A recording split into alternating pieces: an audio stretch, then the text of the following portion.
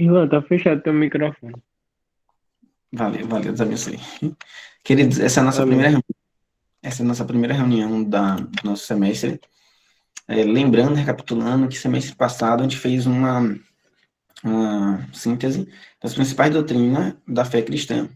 Falamos sobre, desde uns panoramas gerais, Antigo Testamento, Novo Testamento, falamos sobre a importância da doutrina da Bíblia, da Palavra de Deus, é, doutrina de quem é Cristo, na Cristologia, falamos sobre a doutrina do Espírito Santo, da Igreja, doutrina dos últimos tempos, soteriologia, que é a doutrina da salvação. Resumimos tudo isso, então esperamos que aqueles que estavam no semestre passado já tenham essa base.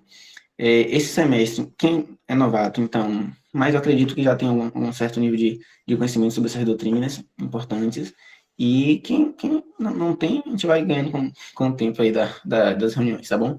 Esse semestre a gente focou em alguns temas que são, como eu posso dizer, necessários também e atuais para poder complementar esse nosso conhecimento vasto sobre questões que às vezes não são doutrinas centrais, mas são questões que envolvem toda a nossa vida e a de hoje, como a gente vai falar sobre uma cosmovisão cristã. O nosso tema de hoje é filosofia e cosmovisão cristã. Vou só tentar apresentar aqui rapidinho, só um minutinho, tá?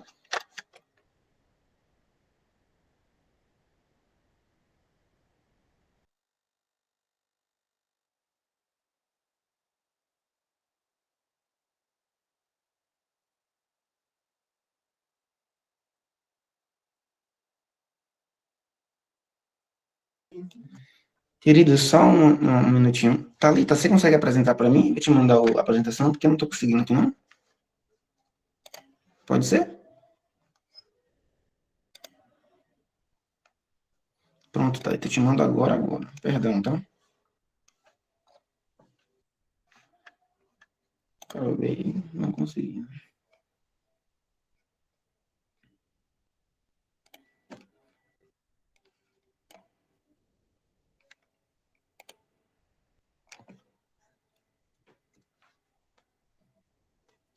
Pronto, queridos. Então, a gente vai falar sobre filosofia e cosmovisão cristã. Só uma consideração aqui importante para poder, antes de a gente iniciar, é que esse tema é um tema muito vasto, muito complexo. Eu não tenho, né, assim, conhecimentos filosóficos para poder se aprofundar demais, principalmente no tema de filosofia, que é um tema difícil.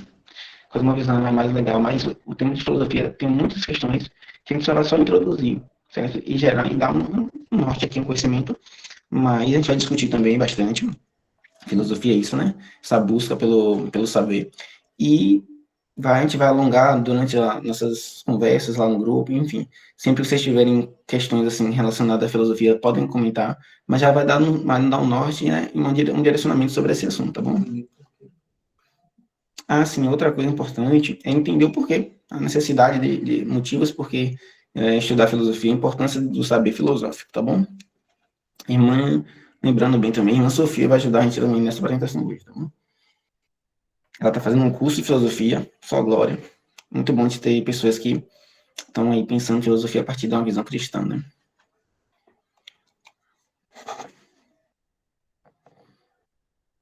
Maravilha. Comentando também sobre a cosmovisão, é muito legal e importante a gente ter pessoas cristãs em todas essas áreas do saber filosofia. Às vezes a gente acha que é só a filosofia é coisa de progressista, gente de esquerda, ateísta. Não. Filosofia também é para o cristão, é um saber. Na verdade, a filosofia nasce desse saber teológico, e aí nasce saber filosófico, mas não é que nasce, mas ela são vão um juntos da outra. A gente vai também falar sobre essa, não é briga, mas essa questão de fé e razão é importante. E como, às vezes, hoje em dia, por uma visão iluminista, eu vou falar também sobre isso, tem se tirado a teologia e a fé do conhecimento da ciência, mas na verdade não, elas andam também juntas, tá bom? Até porque as primeiras universidades, né, esse lugar de conhecimento, saem, né, nascem de universidades cristãs do berço da teologia, tá bom? Beleza. Vamos lá. Filosofia com uma visão cristã. Tá aí, tá todo mundo enxergando a apresentação? Pronto, maravilha. Vamos reagindo aí, tá? Filosofia com uma visão cristã. Thalita, pode passar, por favor. Pronto, eu coloquei sobre filosofia cristã. Primeiro eu vou tratar sobre filosofia cristã, depois sobre cosmovisão. Thalita, acho que tá cortando, pelo menos para mim aqui, que eu tô vendo a apresentação, tá cortando um pouco embaixo.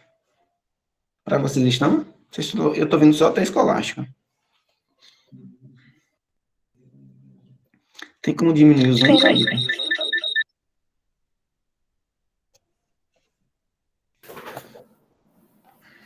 Isso, pronto, maravilha. Pronto, peraí rapidinho que eu vou organizar aqui, viu? Ok. Mas agora foi, tá indo aí agora? Tá ótimo. Para mim tá ótimo aqui, ela tá pegando tudo. Pronto. Pronto, isso. Então, sobre filosofia, a gente primeiro trata a filosofia e depois uma visão, como eu falei, separadamente. Mas as coisas também são intercambiáveis. Com relação à filosofia, a gente vai falar sobre a definição do que é filosofia.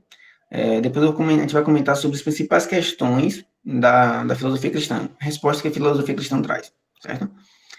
Isso aí não são todas, mas eu coloquei algumas, certo? Uma outra coisa, tem várias questões desse pensamento filosófico cristão, que está misturado com teologia, como questão da trindade, respostas em relação à trindade e outras coisas relacionadas à teologia, certo? Mas nesse caso, para nossa reunião, só me ative nesses 4 pontos. Fé e razão, a existência de Deus, certo? A gente fala sobre algumas provas, assim, sobre a existência de Deus.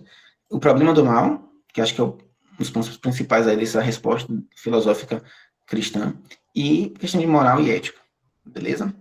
Depois eu vou passar sobre escolástica, então a gente vai comentar sobre escolástica, que período é esse, os principais aí pensadores da escolástica, e por fim, eu coloquei essa questão do iluminismo e ateísmo, só para poder a gente enxergar como a visão de mundo hoje está caminhando para se influenciando para o ateísmo, para o liberalismo teológico, enfim, a gente vai falar um pouco sobre o iluminismo e o que foi isso aí, tá bom? Tá aí tudo ok?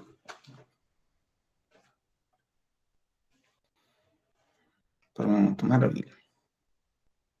Alguém quer começar comentando alguma coisa, perguntando? Se não, te adianto. Maravilha. Qualquer coisa é só me interromper, beleza? Thalita, pode passar.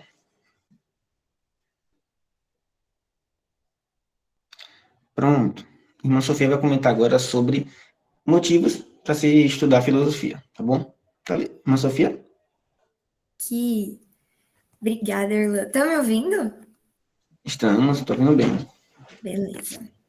Então, por que estudar filosofia? 5 motivos. Primeiro eu vou ler eles e depois eu vou falar um pouquinho sobre cada um. A filosofia nos ajuda a aplicar os nossos próprios conhecimentos nas mais diversas áreas.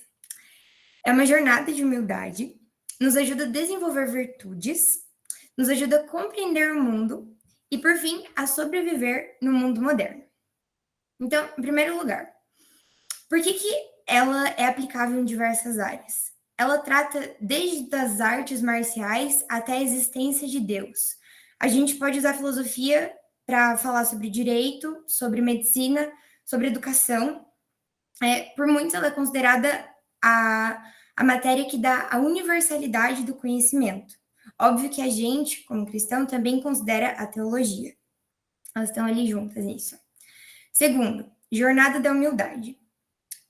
Quando a gente estuda filosofia, a gente se depara com termos e com uma lógica própria que em nenhum momento nos é ensinado. É tudo muito novo. E a gente percebe como é verdade aquela frase famosíssima de Sócrates: só sei que nada sei. Isso também ajuda a gente na caminhada cristã, porque esse confronto com a nossa própria ignorância quebra toda a soberba que a gente pode ter de achar que a gente sabe alguma coisa. Terceiro, desenvolvimento das virtudes. É complicado falar isso hoje em dia, mas a filosofia não é para todo mundo, porque ela exige uma mudança na sua vida pessoal. Você precisa querer mesmo estudar isso e estudar com disciplina, senão não vai funcionar. E isso desenvolve a nossa virtude. Virtude, por definição, é melhora nos hábitos, ou seja, hábitos que nos trazem excelência, nos direcionam para o bem. Essa disciplina que a filosofia exige nos direciona para o bem.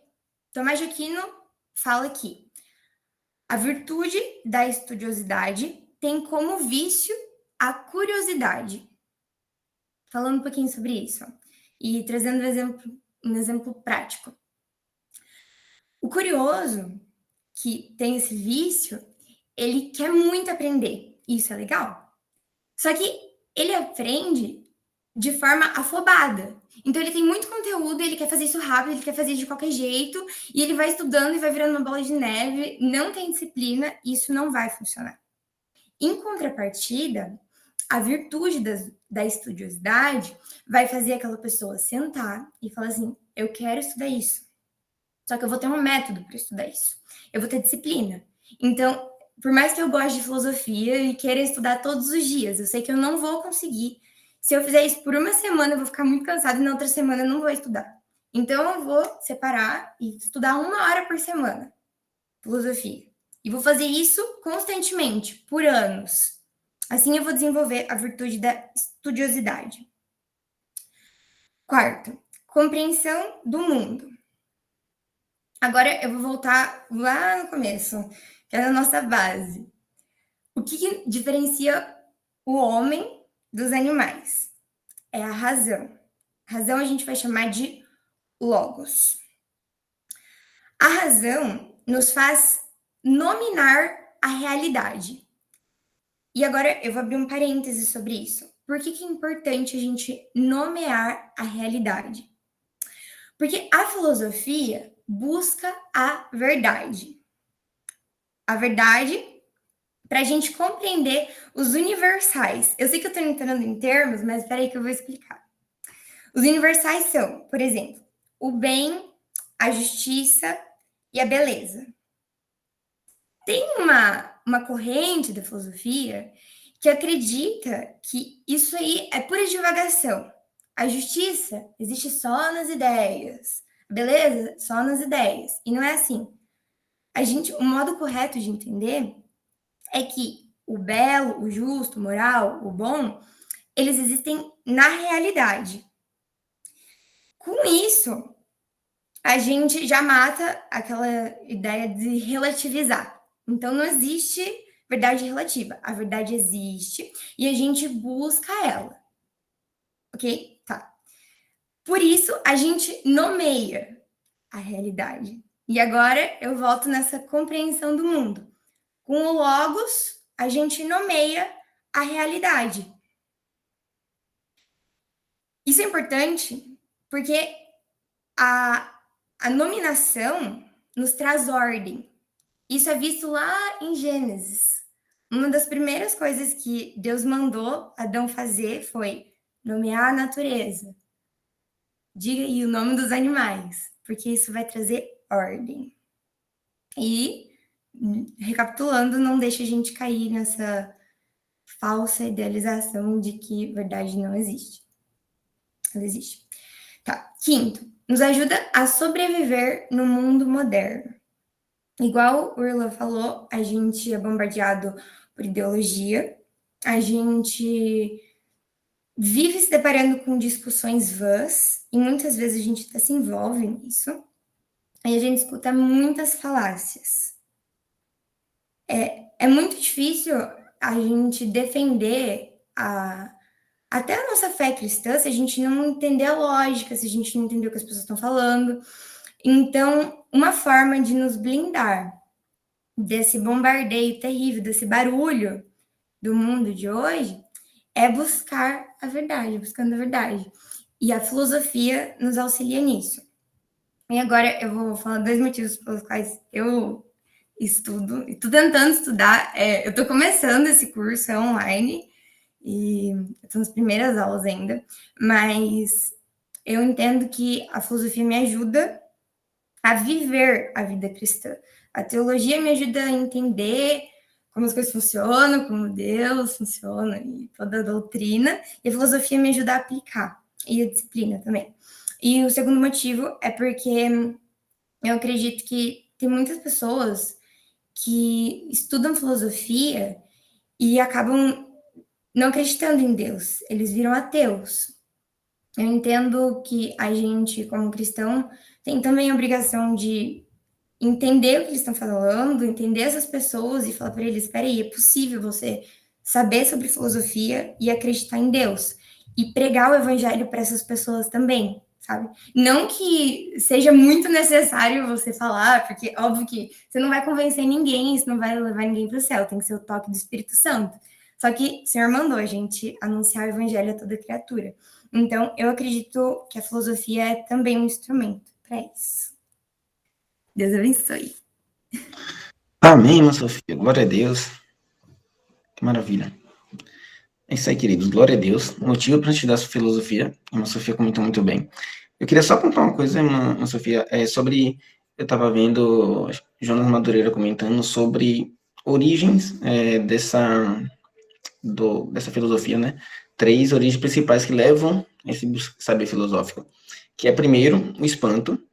Se primeiro o homem, né? Ele se espanta com aquilo que vê, com as coisas à sua volta, com a realidade ali que está ali sobre ele. Depois desse espanto, ele é levado a esse segundo ponto, que é a dúvida. Ele começa a duvidar, fazer questionamentos sobre aquilo que está vendo, e além do que ele está vendo, mas também sobre as ideias que levaram ele a enxergar as coisas como ele enxerga, a ele responder como responde. Essa vida, então, o sentido, que sentido seria esse sentido as coisas que ele ainda não conseguiu resposta. E aí a importância desse principalmente cristãos, porque nos acaba concentrando a filosofia do ateísmo, é porque eles pararam de duvidar. E essa dúvida, ponto que leva a filosofia, essa busca incessante pelo conhecimento da verdade, que a verdade é importante, ela não é relativa, ela é absoluta. E é buscar, você acaba duvidando até de si. E nesse mesmo, é que você vai estar Irlan, o que você está falando está cortando. Eu quero muito escutar, entendeu? Eu quero muito escutar. Muito. Talvez fique melhor se tu desligar a câmera e deixar só o áudio. Pronto, eu vou desligar. Verdade, porque vamos realmente a internet não está tão legal aqui. Pronto. Ó, só para concluir, então, vamos lá. Primeiro, a primeira parte desse despertar sobre a filosofia é o espanto. Então, a gente se espanta, né, com as coisas que a gente vê,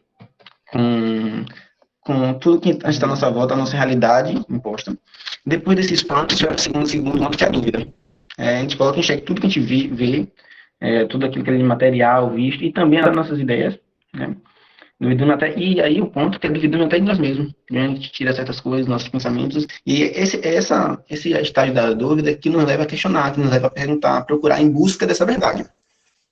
E, por fim, o sentido. Dá sentido às coisas que às vezes a gente não tem resposta, ou que estão transcendentes, para cima, para além da nossa compreensão. E aí, o papel do filósofo é buscar sempre a verdade, é sempre duvidar. E aí, qual a questão? É duvidar, e o estágio mais avançado é duvidar de si mesmo, duvidar de nós como seres humanos, e isso vai nos levar a um conhecimento, de humilhação do nosso próprio conhecimento, enxergar que existe algo transcendente, que tem respostas que é a própria verdade, nessa verdade absoluta. Acho que foi isso que eu coloquei aqui desse comentário, mas vamos lá, vamos seguir. Até aí, tudo ok? Tá falhando um pouco. Perfeito. Pronto. Ele diz, eu espero que melhore, tá? Vamos lá. Thalita, pode passar essa parte com a nova visão, que tá errado aí, isso aí. Eu fiquei consertando, consertando. Pronto, filosofia cristã. Eu coloquei uma introdução aí, tá? Rapidinho, a gente vai comentar sobre isso aqui. A filosofia cristã, queridos, porque foi importante colocar esse tema, né? Ela busca explorar essas questões, que são questões de ordem última, para onde a gente vai, para quem nós somos, de onde a gente veio, são questões e perguntas de ordem última, à luz da nossa fé, à luz daquilo que a gente acredita, uma perspectiva, uma visão cristã. Outras questões, como eu coloquei, né, como a existência de Deus, a nossa natureza, a questão de moralidade, livre-arbítrio, enfim, várias outras questões que a filosofia cristã tende a responder. O problema do mal, que é um dos principais. Como eu posso dizer em relação a quem são os principais aí, pensadores ou que dão início, né, esse pensamento filosófico cristão? Eu poderia citar os pais da igreja, alguns pais da igreja, mas em especial vou citar Agostinho de Hipona, certo? E esse Agostinho, ele bebe muito tanto Agostinho como posteriormente, né, Tomás de Aquino, de Platão e Aristóteles, gregos, certo? E, enfim, esses são os primeiros, a patrística, são os primeiros que vão começar a pensar esse saber filosófico e tentar responder essas questões da teologia. E logo depois,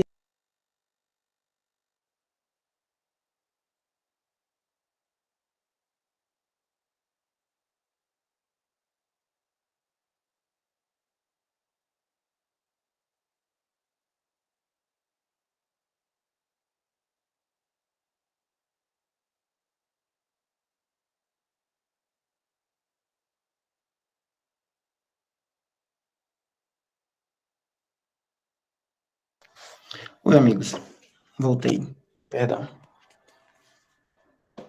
Vocês me ouvem? Me ouvem bem? Tá cortando? Pronto. Eu vou continuar, tá? Para poder a gente ganhar tempo. Pode ser que se me anule, não sei como é que vai ser. Então, a gente vou tentar adiantar. Beleza? Pode passar, Thalita, essa parte. Acho que deu para entender, basicamente, essa nossa introdução sobre essa questão da filosofia como uma busca por conhecimento dessa verdade última, e como a filosofia cristã responde questões do nosso mundo à volta, sobre nós humanos, sobre a divindade, com essa perspectiva, com essa cosmovisão cristã, tá bom? Eu coloquei algumas questões aqui, vamos lá, sobre como a filosofia cristã responde algumas coisas. O primeiro dele, assim, de novo, rapidinho, só abre parênteses aqui para mim.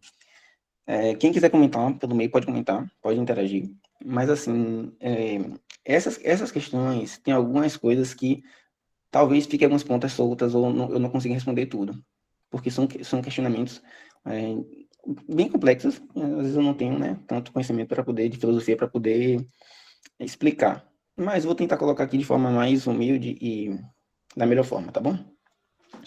O primeiro ponto que eu queria comentar aqui é sobre a existência de Deus. Então, por sinal, não é nada fácil. Primeiro ponto aí, tá vendo? Vocês estão vendo a existência de Deus. Se vocês observarem aí, eu coloquei 3 argumentos filosóficos para responder sobre a existência de Deus, que são o argumento cosmológico, o argumento teleológico e o argumento ontológico, certo? Por fim, tem um argumento moral, mas eu me ative só a esses 3, deixei o argumento moral de lado. Mas se vocês observarem, quem já leu aí Cristianismo Puro e Simples, ele vai provar que nos primeiros capítulos ele trata sobre a lei moral e a lei natural, e ele, nesse capítulo lei moral, também no lei natural, ele vai usar, como se ele usar uma apologeta, ele vai usar esse argumento, né, um argumento moral, para poder defender a existência de Deus, tá bom? Até aqui tudo bem, queridos? Tá cortando, vocês estão me ouvindo? Vamos lá, vamos pro primeiro argumento, que é o argumento cosmológico. Pronto. O argumento cosmológico, querido, ele é aquele argumento que ele parte de algumas premissas, certo? A primeira premissa é que tudo o que começa a existir, presta bem atenção, tudo que começa a existir, ele tem uma causa, certo? Tudo que existe é porque tem uma causa primária, beleza? Certo? E aí a segunda premissa é que o universo começou a existir. O universo começou a existir. Tanto que a ciência hoje já prova, né? O universo, ele, né, tem um começo, E aí, daí em diante, ele está expandindo. Mas o universo começou a existir. Se o universo começa a existir, e tudo que começa tem uma causa primária, portanto, o universo, né, tem uma causa. Lógica, né? Beleza, até aí, tudo bem. Irmã Camila, amém. O primeiro ponto que eu queria colocar é que toda causa, ela precede o seu efeito. Certo? Toda causa, ela precede o efeito em existência. Logo, o efeito ela é uma consequência da causa primária. E nenhuma causa pode ser, então, o seu próprio efeito. Porque toda causa é anterior e diferente do efeito. Tá aí tudo bem? Então, toda causa ela precede o efeito em existência. A causa não pode ser o próprio efeito. E toda causa é anterior e diferente do efeito. Olha onde eu quero chegar, tá bom? Beleza. O segundo ponto, né? O universo está se expandindo, porque ele começou a existir. Então, logo, todo o universo, todo o cosmos, ele teve uma origem. E hoje está, né, se expandindo. Pronto. Existe uma pergunta aí. Qual a causa e quem criou o universo? Né? Qual a causa primária do universo, já que ele começa a existir? E tudo que existe tem uma causa. Certas coisas, se vocês observarem, as coisas não saem existindo do nada. Ninguém aparece, não sai aparecendo aí, do nada aparece alguma coisa. Certo? Então, tudo que existe tem uma causa primária. Então, vem uma pergunta, né? Por que a origem do universo? Qual a causa primária do universo? Vamos lá. A causa que causou a origem do universo precisa preencher algumas atribuições. Ou seja, então, quem é essa causa? Para a gente dizer que essa causa que originou, que teve como efeito o universo, para a gente dizer que é Deus, a gente vai, né, colocar algumas atribuições, algumas características dessa causa que origina o próprio universo, certo? Isso a gente está indo no argumento cosmológico, certo? Essa causa, ela precisa não depender do efeito, beleza? Então, logo, a causa do universo, ele não pode depender do próprio universo. Se ele causou o universo, ele vive fora do universo. E além de fora do universo, ele tem que ser antes do universo, fora do universo, né? Vocês conseguem entender isso? Logo, ele é autodependente, ele não precisa do universo, que é o seu efeito, para poder existir. Até aqui, tudo bem? Vou continuar, certo? Segundo ponto. Então, a causa do universo está fora do universo e não depende do universo para existir. Então, logo, a gente não consegue encontrar a causa do universo dentro do próprio universo. Segundo, então, a segunda premissa aí, se a gente não pode encontrar, a causa do universo não está dentro do próprio universo, essa causa do universo deve ser imaterial, visto que o universo é uma matéria. Beleza? Então, se ele dá origem a toda a matéria existente, o universo é toda matéria, esse universo que a gente fala como cosmos é toda matéria existente, tudo que existe como matéria. Logo, essa causa primária tem que ser imaterial. Beleza? E um outro ponto que eu queria comentar, além de ser imaterial, ela precisa ser atemporal, porque tempo e matéria só começam a existir depois da origem do universo. Se tempo e matéria só existem depois do universo e a causa do universo é anterior a ela, então essa causa é imaterial e atemporal. Beleza? Um outro ponto é que essa causa primária do universo ela precisa ser pessoal. Certo? Por quê? Porque se existe do nada, se algo existe do nada, essa causa primária, ela decide por vontade própria dar origem àquilo que está começando. Por exemplo, se um escritor, né, ele vai escrever uma história, uma história de ficção, ele, por ser nós como seres pessoais, ele cria aquela história de forma pessoal, segundo sua própria vontade, certo? E aí dá nomes, faz toda aquela história, criar personagens e tudo, legal. Logo, aquilo que criou o universo também deve ser pessoal, porque a causa deve ser pessoal para poder criar algo com efeito nesse porte, tá bom?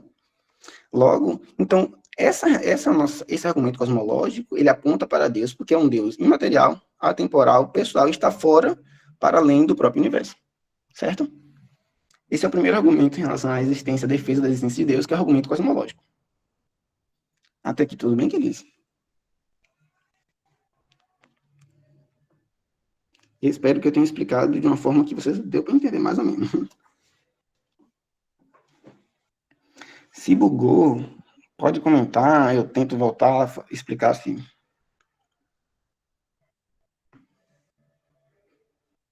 Deixa eu ver qual foi a pergunta aqui. Só um minutinho. Lucas comentou algo importante aqui. A leitura sistemática ajuda demais. Se o nada já existiu, em algum momento tudo que teríamos hoje seria nada. Perfeito, irmão Lucas. Essa sistemática de expor. Porque esse é um argumento, né, cosmológico de que o nada não produz o próprio nada. Beleza? Vamos lá. Vamos para o próximo argumento aqui, que é um argumento teleológico. Esse argumento, ele... Como é que eu posso dizer? Ele é um argumento que o pessoal chama, né, argumento do design.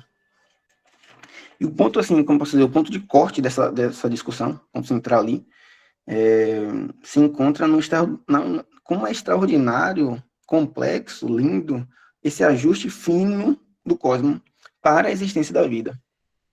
Ou seja, calma, só uma aspa aqui, um parêntese. Esse argumento teleológico, ele não é necessariamente a questão lá do design inteligente, mas é como quase que base ali para o design inteligente. Por quê? Porque esse ajuste fino, que esse argumento, ele mostra como todo o cosmos, todo o universo, ele está perfeitamente ajustado para a existência da vida. Certo? Eu poderia citar aqui várias coisas, mas aí não quero me alongar, eu também não tenho tanto conhecimento assim, mas questões de gravidade, de órbita da Terra, e várias outras coisas que são tão complexas, que estão finamente ajustados, perfeitamente colocados para poder com que existisse vida na Terra. Certo? Fora desse ajuste tão fino, a gente não conseguiria, não teria vida. Nosso DNA e várias outras coisas que são perfeitamente ajustados, que nos levam a uma compreensão de que existe algo pessoal e transcendente que cria inteligentemente todas essas coisas. Todas as leis da natureza, gente, certo? Expressa em equações matemáticas, certo? Ou seja, a equação matemática ela não é uma criação porque da lei, do que dos homens lá, o conhecimento. Ela já existe e a gente só consegue, os matemáticos e os físicos só descobrem que aqui dali existe uma lei, certo? Então, tudo isso leva, tanto as leis matemáticas, as leis da natureza, tudo que acontece no cosmos, leva para esse argumento teleológico dessa complexidade de que existe algo que pensou e alguém que criou tudo isso, certo? De forma tão inteligente para com que fosse perfeitamente possível a nossa vida, certo? E isso a gente chama de Deus, o Deus cristão. Até aí, tudo bem? Esse é o segundo argumento teleológico, espero, de novo, que tenha ficado legalzinho para vocês. Esse terceiro argumento é o argumento ontológico, que eu acredito ser o mais difícil, porém, muitos dizem, Tomás de Aquino vai dizer que é o argumento quase que irrefutável. Eu só não vou conseguir explicar tão legal assim. Mas vamos lá. Diferentemente, queridos, do argumento cosmológico e argumento teleológico, esse argumento ontológico, ele é um argumento a priori. Por quê? Porque ele não se baseia nos dados ali da realidade, e sim ele vai usar razão. Ele vai usar, como eu posso dizer? Lógica. Por isso que eu acho que é o mais difícil. Beleza? Então, esse argumento ontológico é um argumento mais em relação à lógica conceitual, que vai levando uma lógica, levando a outra, e lógica não é uma coisa muito fácil. E já os argumentos cosmológicos e teleológicos, eles são argumentos mais... Perdão. Já o argumento teleológico, cosmológico, são argumentos mais a priori, que são argumentos... não é a priori não. A priori, são argumentos mais que... Como posso dizer? Eles precisam de dados da realidade para você constatar, né? Vamos lá, vamos para o argumento ontológico. Sim, eu queria citar santo, né, da igreja ali, o Anselmo de Cantuária. Ele foi um dos principais ali da patrística que desenvolve esse argumento ontológico. Logo depois, tanto Tomás de Aquino como outros ali na escolástica vai desenvolver também. E hoje em dia, a gente tem um filósofo, né, na nossa atualidade, que desenvolve também, que fala sobre esse argumento. tem até livros, o Alvin Plantinga. Depois vocês podem pesquisar aí na internet, tem vários vídeos sobre ele, livros. Ele tem um livro perfeito sobre, que eu vou, quando puder eu vou ler, né? Sobre a questão da origem do mal, da existência do mal. Vamos lá, sobre o argumento ontológico, espero que, de novo, que vocês consigam entender. Existem algumas premissas, para poder a gente entender o qual sobre o mal, o livro. Eu coloco a indicação lá. O autor. A Alvin Plantinga. Ele é um filósofo cristão. Certo? Alvin Plantinga. Obrigada. Por nada, querida. Vamos lá. O argumento ontológico, ele tem umas premissas, que não são tão fáceis, mas vamos lá. É possível, a primeira premissa, que é possível que um ser maximamente grande, imensamente grande, muito máximo, de ordem, grandeza última, ele exista. Certo? E o que é que ele quer dizer com esse possível que esse ser maximamente grande exista? Quando a gente diz, por exemplo, que é possível que um cavalo de asas exista, e aqui, esse existir é nem que seja pelo pensamento.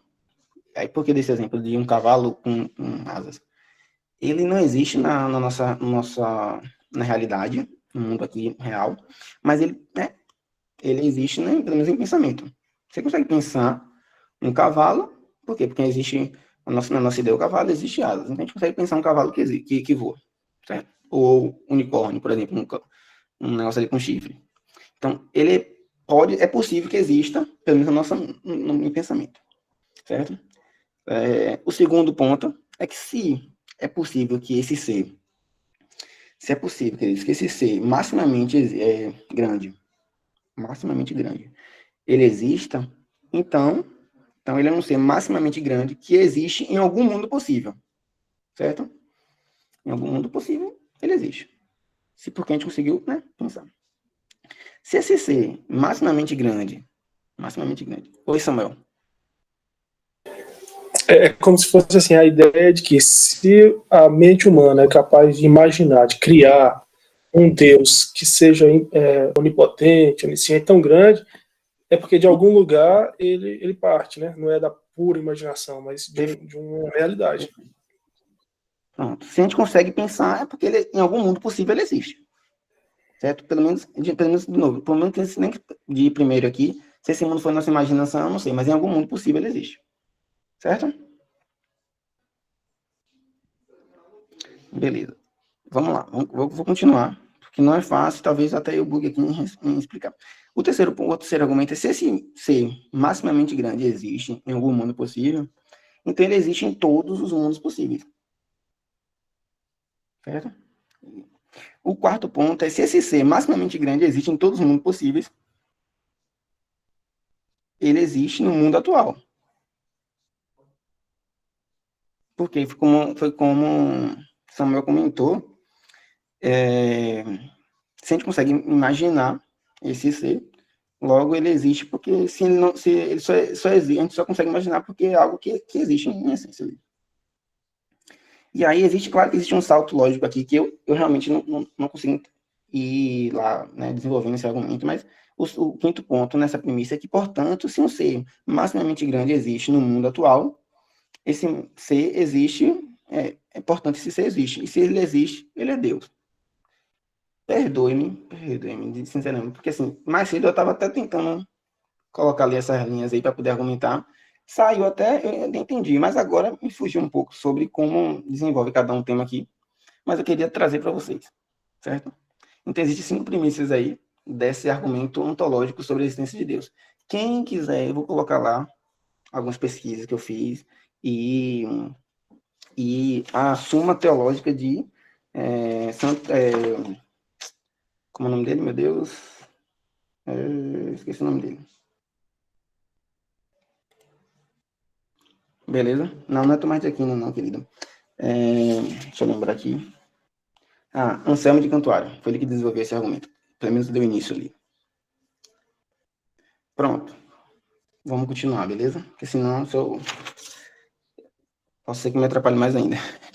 Vamos lá, vamos para o próximo. Então, esses são argumentos aí cosmológico, teleológico e ontológico, que eu acho que é mais difícil de entender.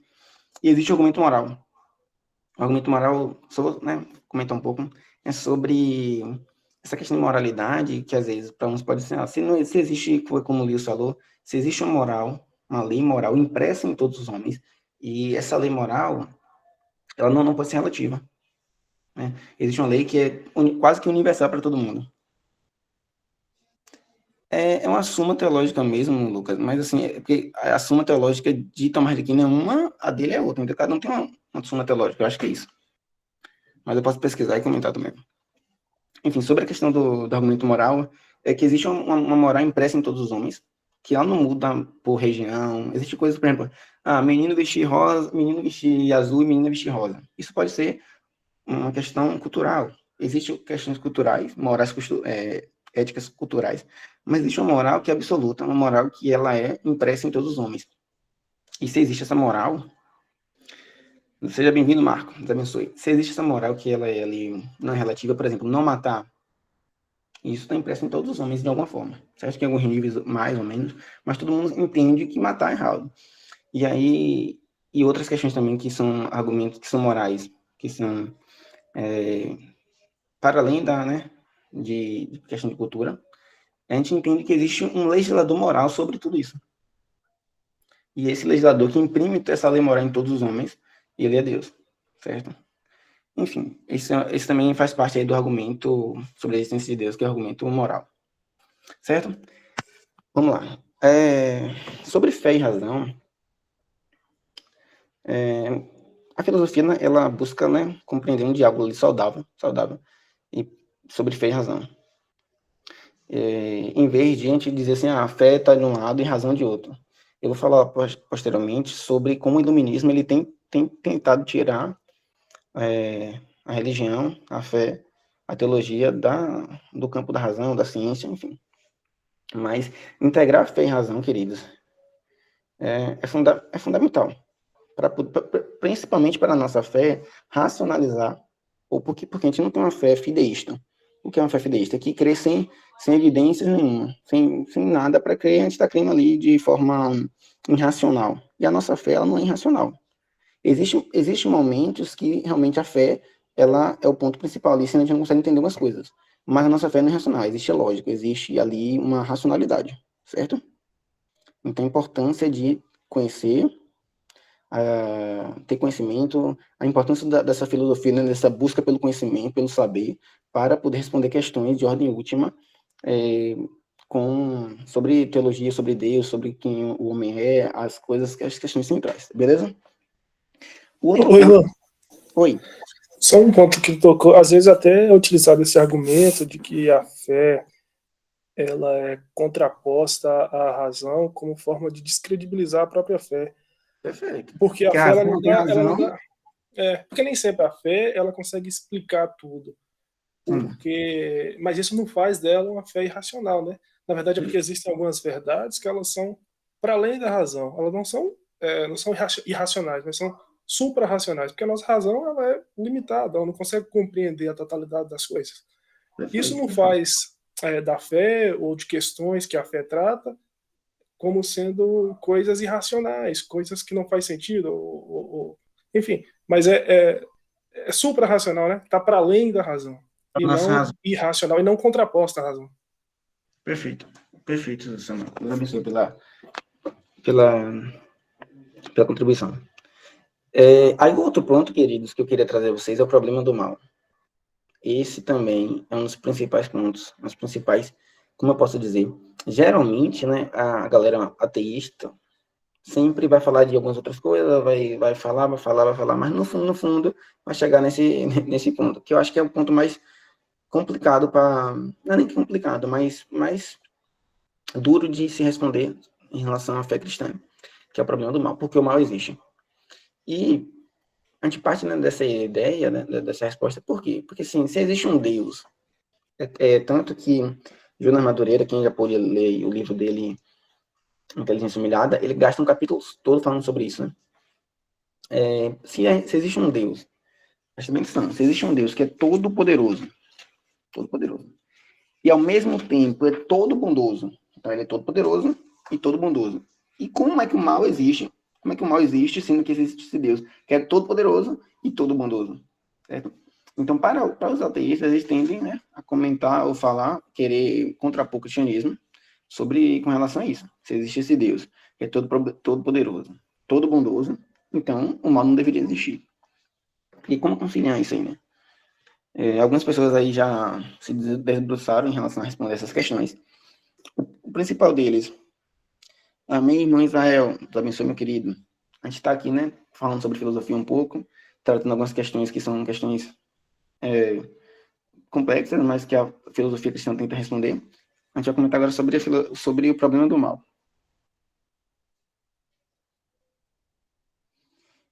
Eita Jesus, irmão Israel disse que Deus não é bom. Misericórdia, Deus é bom.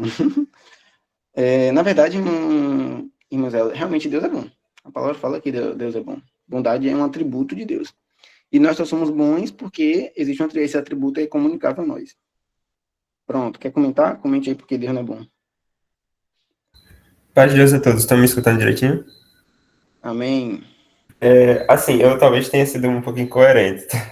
Minha primeira vez participando aqui, mas, tipo assim, não é que ele não é bom, eu acho que ele não, se a gente não pode colocar ele num plano de bom e ruim, porque nós não conhecemos a ideia do que é o celeste. Então, a partir do momento que Deus é um mistério para nós, eu estou falando isso também como leigo, tá? Eu provavelmente sou o menos sábio aqui entre vós, mas a gente não consegue dividir isso. Por exemplo, se a gente for falar de justiça com as próprias mãos, a partir do momento ali que, sei lá, um filho sofre alguma afronta para um terceiro e um pai vai fazer ali uma justiça com a própria mão, e a lei ela não consegue acompanhar isso porque o pai comete um crime contra essa terceira pessoa. Tá entendendo essa questão da bondade? Tipo, independente de você fazer uma coisa com uma justiça, ela não necessariamente vai, tipo, ser benéfica para os dois lados, tá entendendo? Sempre vai ter uma divisão ali do certo e do errado. Aí, tipo assim, Deus, ele age, pelo menos na minha ideia, de, tipo assim, a misericórdia dele que é boa. Porque nós temos que seguir as leis dele, e é isso aí que vai definir o bom e do mal, né? O mal existe e o bom existe. Deus é amor, mas é isso aí, ó. Deus é amor, mas é um fogo devorador. A gente tem que ter essa ideia de, tipo, que Deus é misericordioso, mas ele tem não é um limite, né? Porque eu acho que Deus não tem um limite, mas, tipo assim, a gente tem que ter o temor e o respeito por ele, que é daí que vai fazer a questão dele parecer bom. Tá entendendo? Vocês conseguiram entender o que eu tô falando? Eu posso ter confundido alguma coisa. Eu entendi, sim. Perdoe qualquer coisa. Não, tranquilo. Tá aqui, a gente tá aqui para isso mesmo. Deus abençoe.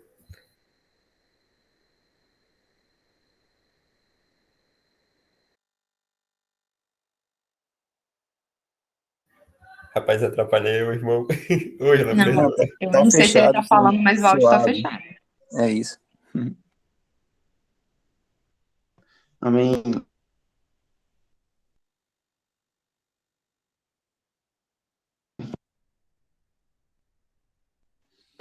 Vocês conseguem me ouvir? Ah, pronto, o Sim. áudio de irmão travou aí, alguma coisa. Sim, irmão Israel, eu vou comentar um pouco. Assim, a própria palavra, ela nos diz que Deus é bom. Diz que a criação de Deus é boa. Deus viu que tudo aquilo que ele criou é bom. Os Salmos, Davi vai falar em vários momentos que Deus é bom, exaltar a bondade de Deus. E, assim, um atributo de Deus, ele não anula o outro. Ou seja, Deus é bom, ao mesmo tempo que ele é justo, ao mesmo tempo que ele é fiel, ao mesmo tempo que ele é verdadeiro. E a justiça de Deus, ela é boa, ela é santa, ela é verdadeira. Todos os atributos de Deus, eles são intercalares, assim, eles um não anula o outro. Então, dizer que Deus é bom, não há problema em dizer também que Deus é justo ao mesmo tempo. Acho que não sei se dá para entender Talvez, em relação a não isso. sei se me permite, talvez a gente tenha até, não sei se é isso que o Israel sente, que a gente tem um certo incômodo com a pregação que se tem hoje, que, nossa, Deus é só amor, Deus é só bondade, né, e esquece-se da justiça, não sei se é esse o sentimento que ele tem. Mas o que nós, como cristãos, e por isso que a gente está aqui, que a gente realmente volte para as Escrituras, por isso que a gente tem que conhecer os atributos de Deus e quem ele realmente é. Ele é bom. Ele mesmo se conceitua como bom mesmo. Eu sou bom. E, que nem você falou, a justiça de Deus, ela é boa também, e também é uma qualidade da justiça dele, porque é perfeitamente justa, é perfeitamente boa, que é diferente do nosso conceito, né? E é isso que ele está querendo mostrar, a palavra de Deus mostra. O que é o modelo de bondade, o que é o modelo de justiça, que é a divina. Por isso, óbvio que a gente não conhece, mas por isso que existe a palavra, para nós conhecermos. Então, ela existe sim, mesmo que a gente não consiga palpar e veja perfeitamente só naquele grande dia, mas ele mesmo se mostra, ele mesmo diz que é bom, que ele é bom, né? Deus abençoe, eu compreendi. Realmente tem essa questão da pregação, né? Eu acho que eu estava até conversando com a minha irmã esses dias em questão a isso. Mas eu não vou tomar muito tempo, porque o Irlã ainda tem bastante slide aí para apresentar. Mas eu entendi, viu? Deus abençoe a todos que me responderam. Amém, irmãos, Deus abençoe. Irmão Lucas, quer comentar rapidinho? Você perguntou, não? Não, tranquilo. Igual foi o exemplo, acho que citado da misericórdia e da justiça, e ainda nesses casos, por mais que pareçam coisas contrapostas, Deus não é misericordioso sem deixar de ser justo, né? Então ele não perdoa os nossos pecados por perdoar, jogando-os no esquecimento. Vocês entenderam o que eu quero dizer com isso, mas a justiça dele caiu sobre Cristo, então ele foi misericordioso sem deixar de ser justo. Maravilha. Perfeito. Irmã Sofia. Uma coisa me chama atenção na fala do irmão é que a gente não consegue conhecer 100% essa bondade, tipo, a gente não consegue entender. Realmente, a gente não vai entender completamente e nem conhecer completamente, porque é impossível. Então, a gente busca a verdade. Apesar de, hoje em dia, a gente não conseguir. Só que olhando para a Bíblia, fala que hoje a gente conhece em partes, mas um dia a gente vai conhecer como também é conhecido. Então, às vezes, essa bondade que talvez a gente não compreenda 100%, um dia a gente vai compreender. É que é humanamente impossível a gente entender 100% como é Deus. Sim, rapidão, só um ponto. Eu acho que na época eu estava lendo Provérbios, eu era Eclesiastes, e tem alguma passagem que o Senhor fala muito sobre isso, né? Questão da terra não ter justiça, e não ter, a gente não pode recorrer à questão dos homens, mas sim seguir o que é nos apresentado aqui, e a justiça verdadeira realmente só vai ter no céu, né? É uma coisa que a gente tem que ter em mente. Perfeito. Como vocês comentaram, só para a gente concluir aí, existe uma bondade, um bem, uma verdade absoluta, que esse bem, por excelência, é um atributo de Deus. Ele é o bem, o próprio Deus, né? Com excelência, esse amor. E aí, essa nossa ideia de bem, às vezes, pode estar distorcida, porque a gente pensa o bem como algo com uma visão muito humanista ou terrena aqui.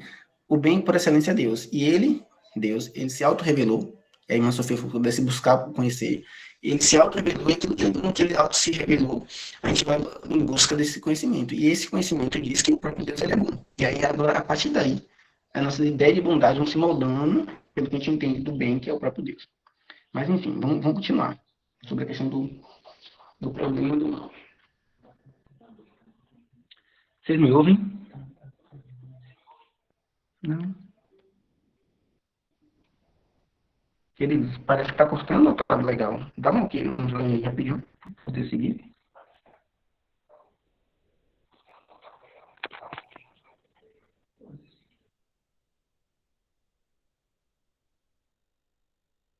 Maravilha. Vamos lá. Então, a partir dessas premissas, que Deus, ele é todo poderoso, tem todo poder, de novo é um atributo. Ele é todo bondoso, também é um outro atributo. Então, a gente entende que isso aí já é um pacífico, né? E o terceiro argumento é que o mal existe. E aí, eu não estou dizendo que é o caso de Israel, mas existe aquela galera que, intencionalmente, que é quase que um teísmo aberto, tenta diminuir um dos atributos de Deus, tenta diminuir quem Deus é, para poder encaixar algumas respostas, principalmente para poder falar sobre o mal e dizer que o mal, ou Deus não sabia, ele não é todo poderoso, não tem todo conhecimento, todo onisciente das coisas, ou ele não é todo bondoso, e por isso que acontece esse problema. Então, assim, diminuir os atributos de Deus, diminuir quem Deus é, não é a resposta correta para poder entender essa correlação. Ok? Vamos lá. Eu vou tentar trazer essa resposta baseada na resposta de Agostinho. Existem várias outras respostas, várias formas de chegar nesse conhecimento, existem aprofundamentos maiores, mas eu vou comentar sobre a resposta que Agostinho dá sobre o problema do mal. Certo? Queridos, uma seita, ou como posso dizer, uma heresia, ali um pensamento filosófico,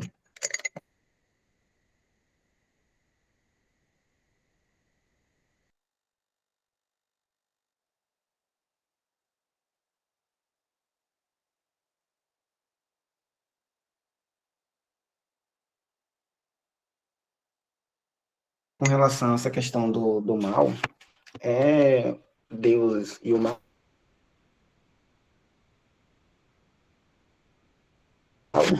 é o maniqueísmo. O que seria isso?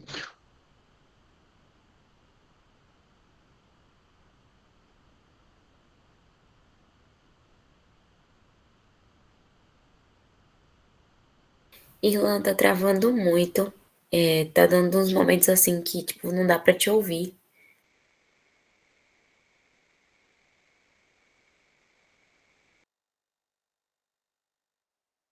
Seu microfone tá fechado se você estiver falando, viu?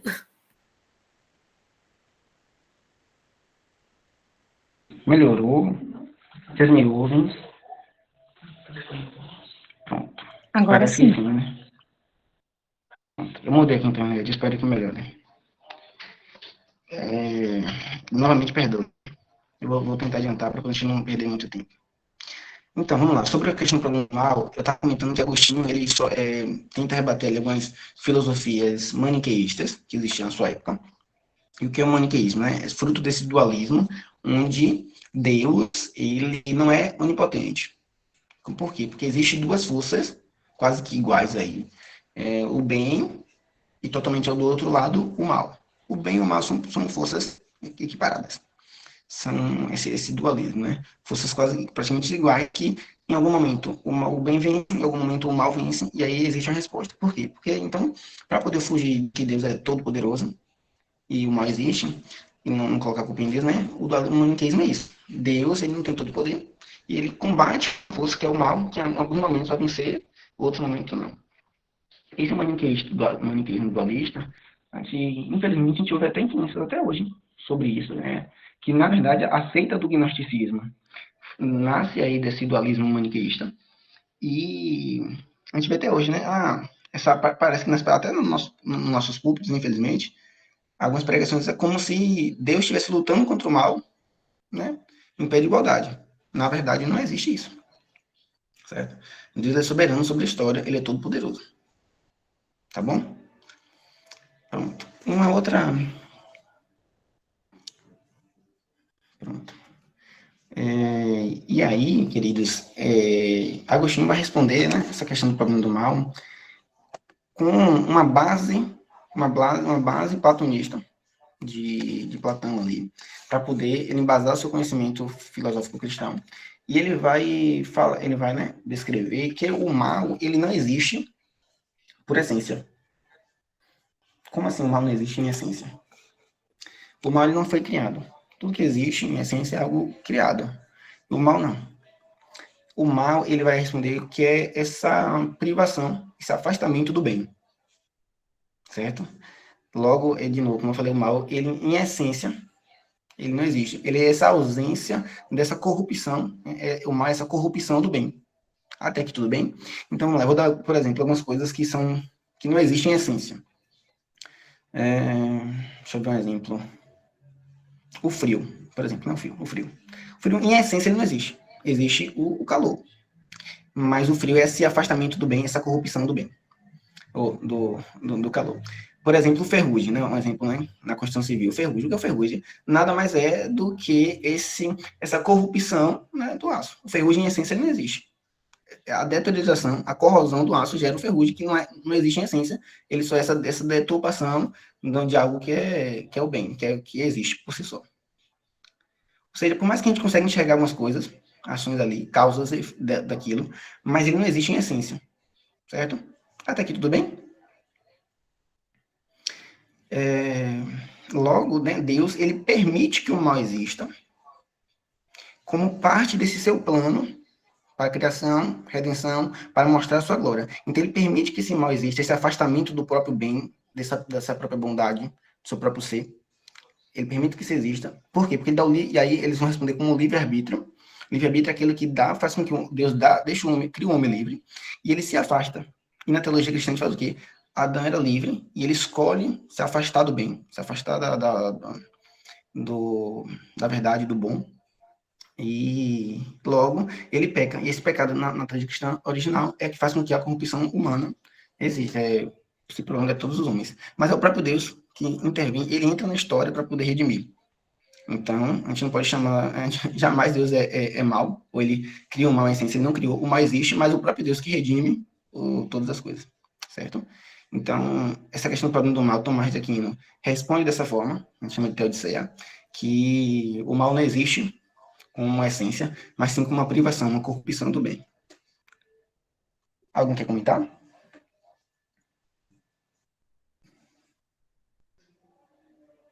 Oi? Não? Beleza.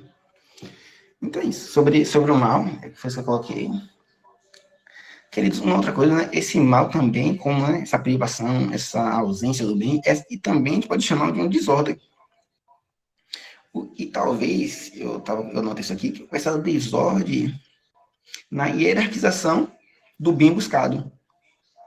Por exemplo, às vezes quando a gente coloca algo em uma ordem diferente da C, a gente pode estar cometendo pecados, pode estar cometendo, por exemplo, idolatria.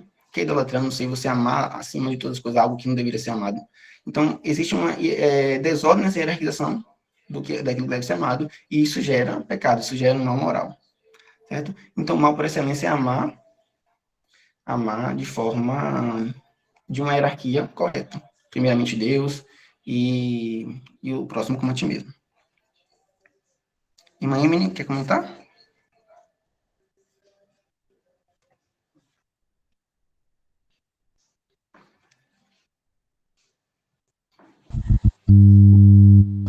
Pela frase mesmo, que eu acredito que não existe mais por escolha nossa, né? Deus permite, mas ele não cria. Não sei se vocês entenderam, né? Acho que dá para entender. Ele não cria, criamos somos nós e ele permite que aconteça. Deus permite que aconteça.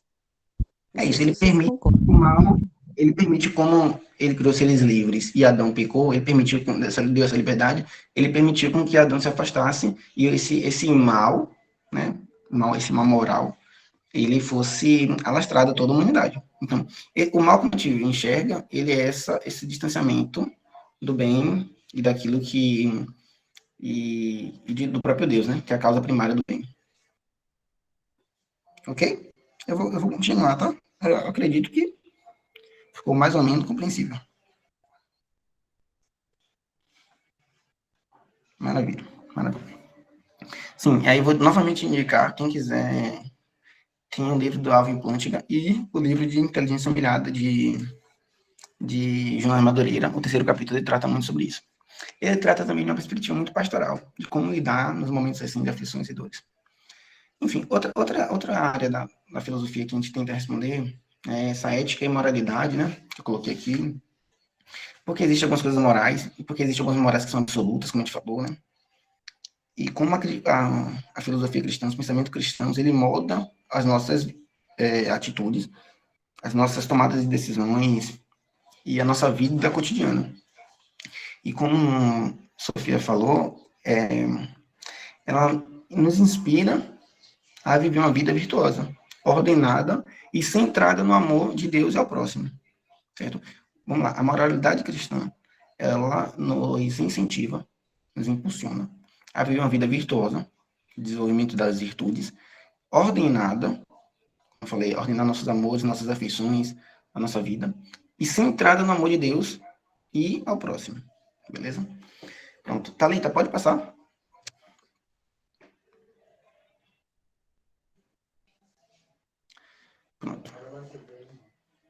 Oi?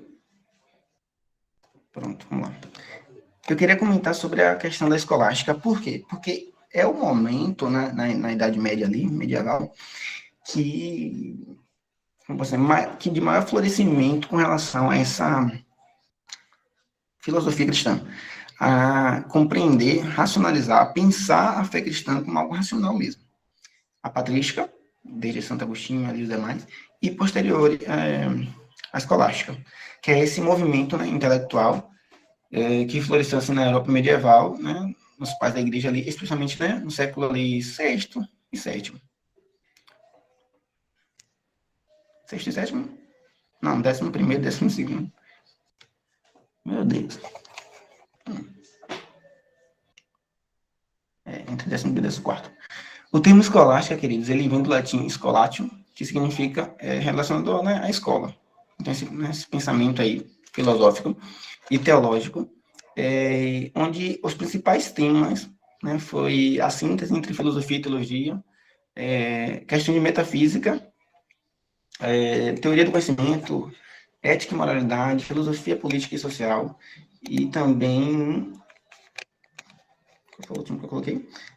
Sobre a escritura, sobre interpretação bíblica, foi um momento que maior se desenvolveu a questão de exegese, questões sobre a Trindade, pessoa, o ser de Deus, enfim, tudo isso se desenvolveu nesse período da escolástica. E os principais pensadores desse tempo foram, e o principal, o nome dele, né, o que está na capa aí, na foto, Tomás de Aquino. Ele desenvolve a Suma Teológica, a Suma Teológica de Tomás de Aquino, que é um dos principais tratados sobre as doutrinas centrais da fé cristã. Certo? É um dos principais. Então, Tomás de Aquino e o tomismo, ele é essa escola de pensamento que sistematizou, pensou de forma filosófica essas doutrinas cristãs. Existem outras, que são, deixa eu lembrar aqui qual foram alguns outros. Teve Santo Anselmo de Cantuário, que eu falei. Quem mais, meu Deus? Enfim, eu citei alguns, eu coloquei aqui, mas não estou achando, mas depois eu posso estar passando para vocês. Pensadores da escolástica, desse pensamento aí, nesse período, tá bom?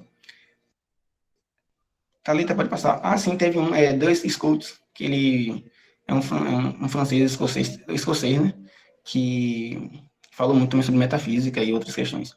Enfim, depois vocês podem estar procurando alguns. Thalita, pode passar. Só vou citar mesmo. Pronto, sim, coloquei aqui. Olha. Eu coloquei, na verdade, alguns principais na era cristã, pensadores, teólogos, filósofos da era cristã. Santo Agostinho, Anselmo de Cantuária, Tomás de Aquino, Duns Scotus, esse que é escocês, Pascal, esse que eu não sei pronunciar, Alvin Plantinga é o atual que eu coloquei aqui. Deixa eu ter um espaço para colocar, outro não coloquei. Mas, enfim, alguns aí desses que são homens que desenvolveram o pensamento cristão de forma filosófica, né, e misturada com teologia. Thalita, pode continuar?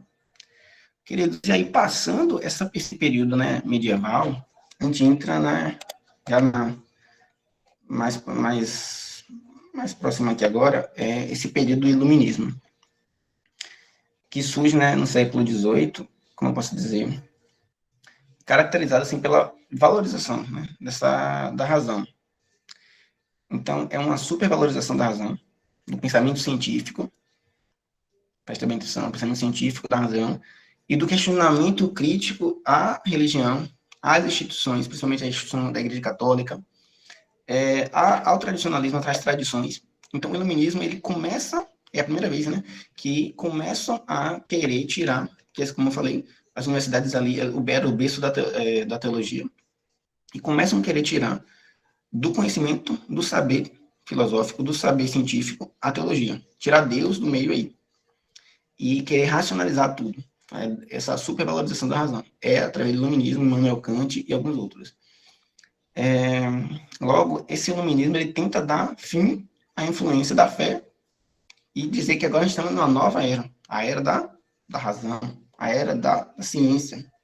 Então, a supervalorização da ciência em detrimento da fé, certo? Querendo separar.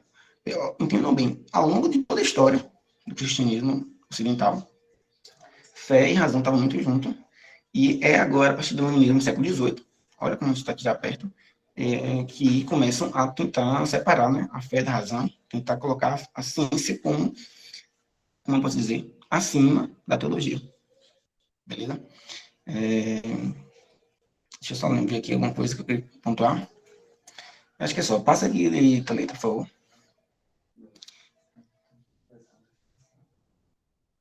Pronto. Só uma coisa que eu queria comentar. É o iluminismo, não sei se vocês, né? Com certeza os que já estudaram história sabem, né? É o iluminismo que dá, o iluminismo ali em inglês, que vai dar base para a Revolução Francesa. E essa Revolução Francesa que dá um problema grande aí. E é a origem de muitas idolatrias, principalmente idolatria do Estado. É colocar o Estado acima de tudo. Enfim, o iluminismo, ele tem uma visão, né, em parte materialista. Uma visão materialista do mundo, que leva alguns, né, pensadores iluministas a questionar a existência de Deus. Por quê? Porque você coloca a ciência como Deus. E aí, do pensamento iluminista, materialista, é que Friedrich Nietzsche, vai dizer que Deus está morto. Por quê? Porque ele começa... E aí, qual é a questão de Nietzsche, né? Ele começa a enxergar que, ao passar do tempo, né, com as ideias iluministas, eles tiraram Deus da ciência. Tiraram Deus da razão. Do campo da ciência. Então, começou a tudo justificar somente com ciência, não precisa de Deus para justificar nada. E aí, Nietzsche vai dizer que Deus está morto. E a única forma com que a gente precisa aí, né, fazer é tirar, eles chamam de tirar esse cadáver do meio da sala, do meio da praça. Por quê? Porque se a gente tira Deus, Nietzsche vai dizer isso, se a gente tirou Deus da ciência, do conhecimento, das questões da sociedade, a gente precisa tirar Deus também da moral. Porque ele percebe que toda a moral europeia ali, ele está baseado em Deus, na teologia. E aí Nietzsche vai querer tirar Deus da moral também. E é nesse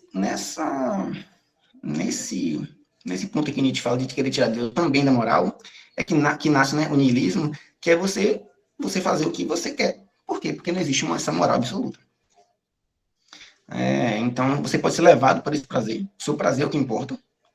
Olha, tentem pensar bem a influência desses pensamentos aí nos dias de hoje. Como o seu prazer que importa, logo Deus não existe. Aí ele vai dizer que Deus está morto. E logo você faz o que você quiser. O seu prazer é o que importa. Se você tem prazer de fazer o que for, tá valendo, porque o que importa é o seu prazer. Então, Nietzsche, ele tenta tirar Deus também da moral. O que o iluminismo já começa a tentar tirar ali Deus da ciência, da razão, né? Tirar Deus ali das questões de ordem última de Deus, com relação à existência de Deus, e é Nietzsche que vai tentar tirar Deus também da moral. Certo? Só uma coisa para comentar, é que depois depois do iluminismo que vai nascer os principais movimentos ateístas. Diderot e alguns outros que tem aqui, que são os principais repercussores desse movimento ateísta, e vão começar a responder questões para poder negar a existência de Deus. Até aqui tudo bem? Vocês querem comentar, queridos? Que a gente já vai passar para a questão de cosmovisão.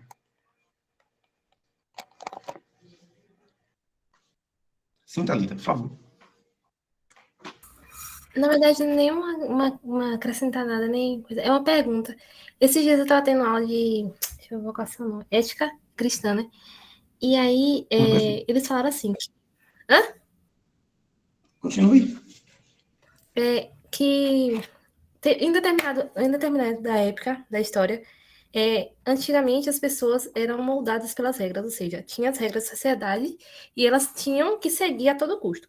Mas aí passou um tempo e a partir de determinado momento, não era mais as pessoas que se moldavam às regras, mas as regras que se moldavam às pessoas.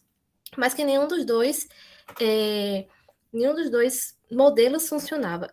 Não pensei, só que ele não falou qual foi exatamente a época que... Ai, Kathleen, vai pra lá.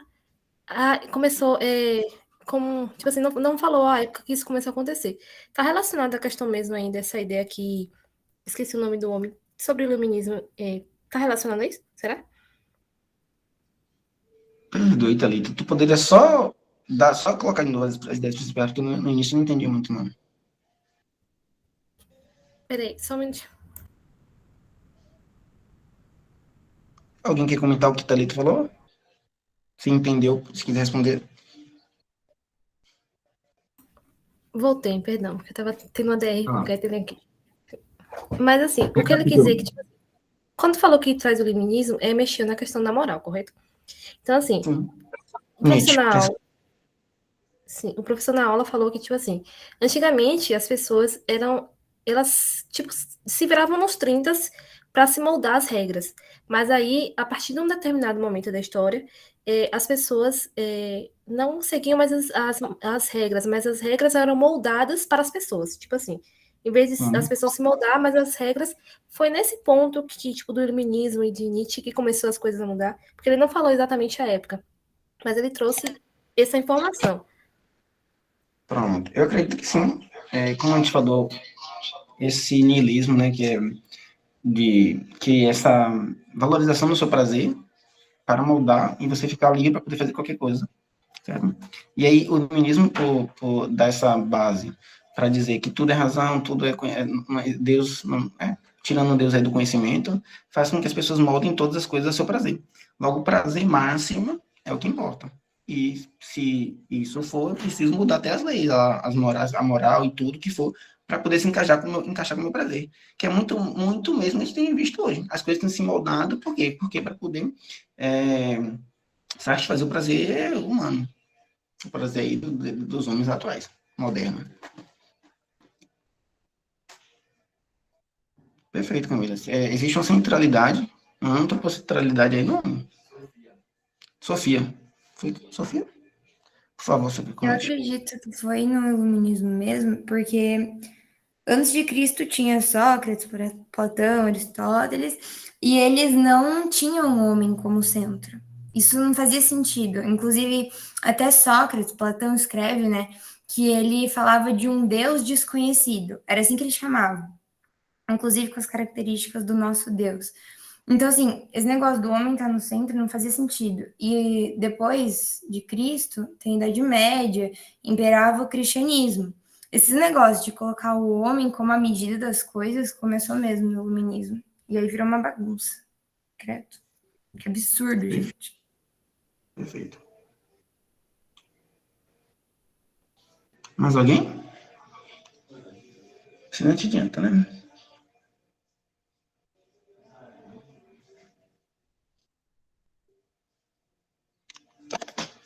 Verdade, queridos. Eu Soldado, posso... depois. por favor, comente. Eu lembrei daquele versículo que a gente sempre usa, assim, né? De Colossenses 2. Se vocês pegarem aí a Bíblia de vocês, está no versículo 8, das vãs filosofias. E eu já vi muita gente, assim, e a gente mesmo, né, falando assim, a gente tem que tomar cuidado com as ideologias humanas, quando a gente fala de coisas que são obviamente não cristãs, sabe? Só que aí eu fui pesquisar aqui, né, e aí eu fui palavra por palavra para entender. Quando você olha no texto, essas vãs filosofias é a falsa pregação do evangelho. Isso é a vã filosofia, porque aí a gente pega, que nem a Sofia falou no início, e falou da definição do logos, e da forma de pensar também. Aí eu encontrei um trecho aqui, depois foi de um site aqui, gente, mas que eu achei bem... E fala bem dessa parte do humanismo, bem na hora. Aí vem aqui, a filosofia do humanismo começou com Satanás e é uma expressão da sua mentira de que o homem pode ser igual a Deus. Enfim, as escrituras identificam os humanistas como os que mudaram a verdade de Deus em mentira e honraram e serviram mais a criatura do que o Criador, que é isso que a gente acabou de falar, de citar, né? Do desejo próprio, né? Então, amou mais o seu desejo, suas vontades. Todos os cristãos verdadeiros devem empenhar-se com o máximo de esforço para manterem e assegurarem seus princípios bíblicos e se oporem ao sistema humanista, não somente o mundo em si, tipo assim, aquilo que é escancarado não cristão, é humanista. A intenção do inimigo, né, da nossa alma, é também tentar minar a verdadeira fé cristã com suas filosofias e vãs sutilezas. Todavia, a Igreja do Senhor está em alerta e adestrada, né, para enfrentar esta guerra ideológica que começou no Éden e tende a aumentar cada vez mais. Que são as armas para distorcer a verdade de Deus, né, que é distorcer essa verdade, que é essa busca da verdade, né, da filosofia seria isso também, né, esse amor ao conhecimento, à sabedoria, e a verdadeira sabedoria é o próprio Cristo, ele mesmo diz, né, então é nele, ele seria, no caso, o verdadeiro amor à sabedoria, que é ele, a filosofia significa amor ao conhecimento, e ele é a verdadeira sabedoria. Então, quando a gente busca a filosofia, eu entendo que o sentido da palavra é você buscar o próprio Cristo, né? Porque você troca ali, amar o conhecimento e amar a Deus propriamente, né? E aí a gente fica colocando assim,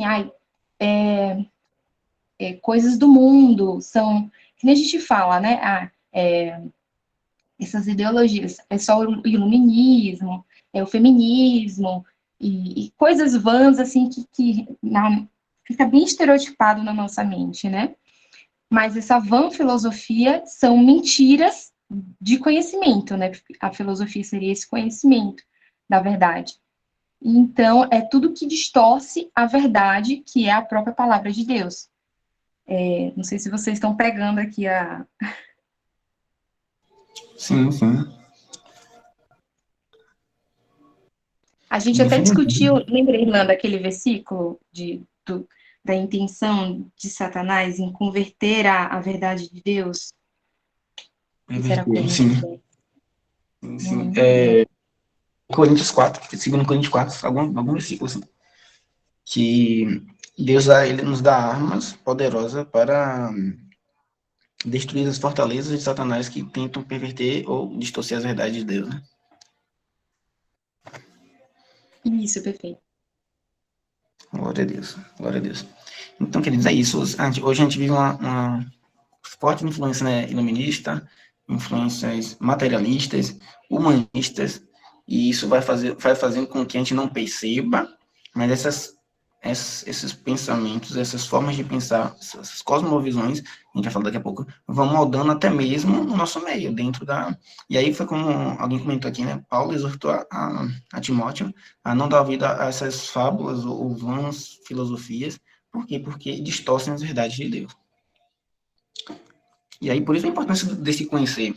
Por isso que Paulo até sempre orienta Timóteo e aos líderes, bispos e aos pastores a estarem, conhecer as verdades de Deus para que possa combater também as heresias, combater o falso ensino, tá bom? E às vezes a gente tem muita pregação que são ditas como cristãs, ditas ali como... mas sofrem forte influência dessas ideologias humanas. Vamos lá, ganhar tempo? Rapidinho. Thalita, pode passar para a gente começar a falar sobre cosmovisão? Aqui também tem um intercalado, tá? É um assunto parecido, mas eu separei aqui. Então, o que é cosmovisão? A gente já falou isso em algumas outras reuniões, né? Eu vou ler essa definição aqui para vocês. Cosmovisão, ele é esse compromisso, ou orientação, né? Fundamental do coração. Algo que pode ser expressa por uma história, ou um conjunto ali de pressuposições, grave bem isso. Afirmações que, né, essas pressuposições são afirmações que podem ser verdadeiras ou falsas, que sustentamos aqui, de modo consciente ou inconsciente. Presta bem atenção. Essas pressuposições, verdadeiras ou não, que a gente sustenta, pode ser consciente ou não, sobre, né, isso em relação à estrutura básica da realidade, e que provê os fundamentos em que vivemos, nos movemos e temos o nosso ser. Logo, essa cosmovisão é o meio pelo qual interpretamos e julgamos a realidade. O que eu quero dizer com isso? Então, a gente, né, tem um exemplo, né, de cosmovisão como uma lente, né? Thalita, passa aí só para poder já colocar aqui, né? Tem uma frase aqui. Que a filosofia, a cosmovisão, essa não é apenas um conjunto de ideias, mas é um conjunto de verdades que estamos comprometidos, carregamos em nós mesmos. Por isso é fácil de vê-la na forma como vivemos e não só no que entendemos como verdade, porque ela transcende a teoria. Ou seja, a forma como a gente responde às coisas que a gente vê no mundo, como a gente enxerga a realidade vista na nossa frente e as coisas que nos cercam, a forma como a gente responde, isso vai demonstrar a nossa cosmovisão. Então, a gente responde, a gente enxerga as coisas com essa lente. Por quê? Porque é da nossa cosmovisão. Beleza? Pode? Eu queria comentar também sobre essa parte de cosmovisão, entender que as pessoas diferentes conseguem olhar para o mesmo fato e ter respostas diferentes para aquele fato. E por que isso acontece? Para aquela realidade. Por que isso acontece? Porque pessoas têm cosmovisões diferentes, ou seja, toda a estrutura daquilo que você foi... como eu falar? São questões básicas que já estão intrínsecas no seu conhecimento, em que levam você a interpretar a realidade daquela forma. Então, para o cristão, e aí falando sobre cosmovisão cristã, o cristão tem verdades absolutas que, a partir dessas verdades, nós interpretamos e nos relacionamos com a realidade imposta. Então, a nossa resposta para os acontecimentos que nos cercam, ela vai ser diferente, porque nós temos uma lente que nós olhamos para a realidade de forma em que aquilo que é verdade para nós é aquilo que Deus disse que é verdade. Então, a cosmovisão cristã é aquilo que, primeiro, é aquilo que Deus disse. Deus falou algo, existe a palavra de Deus nos revelando o que é verdadeiro. E, a partir disso, nós olhamos para as outras coisas. Então, existe essa cosmovisão cristã, esse olhar cristão para o relacionamento, para o casamento, para qualquer área da nossa vida, qualquer área como eu falou, da filosofia, de modo geral. Tudo nós podemos olhar pelo prisma daquilo da palavra de Deus, daquilo que a palavra de Deus nos afirma. Então, se a palavra de Deus nos afirma, por exemplo, se a palavra de Deus nos afirma que algo é errado, que algo não é bom, ou seja, nós olhamos e respondemos para as coisas que estão à nossa volta diante daquilo que nós temos da palavra de Deus. Então, a cosmovisão seria isso, essa lente pelaquilo que nós respondemos às coisas à nossa volta. E essa lente, para o cristão, é o que Deus disse que é verdade, o que Deus disse que é verdadeiro. E para isso nós temos a palavra de Deus.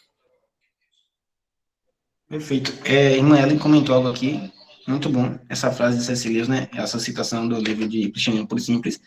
Eu acredito no cristianismo como acredito que o sol nasce todo dia. Não apenas porque vejo, mas porque através dele eu vejo tudo ao meu redor. Então, através dessa lente cristã, da palavra de Deus, é que a gente enxerga e responde as coisas à nossa volta. Vamos lá.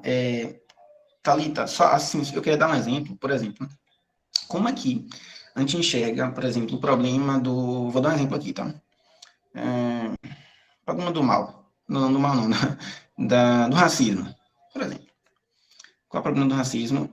Algumas pessoas, com outras como não podem enxergar que, assim, antes de falar sobre isso, existe, em todas essas questões sociais, ou em relação ao que está à nossa volta, ela pode ser impressa como uma narrativa, como uma história contada. Porque todas essas visões de mundo, ela é uma grande história, que tenta responder basicamente 4 questões. Coloquei aqui. De onde viemos? A origem.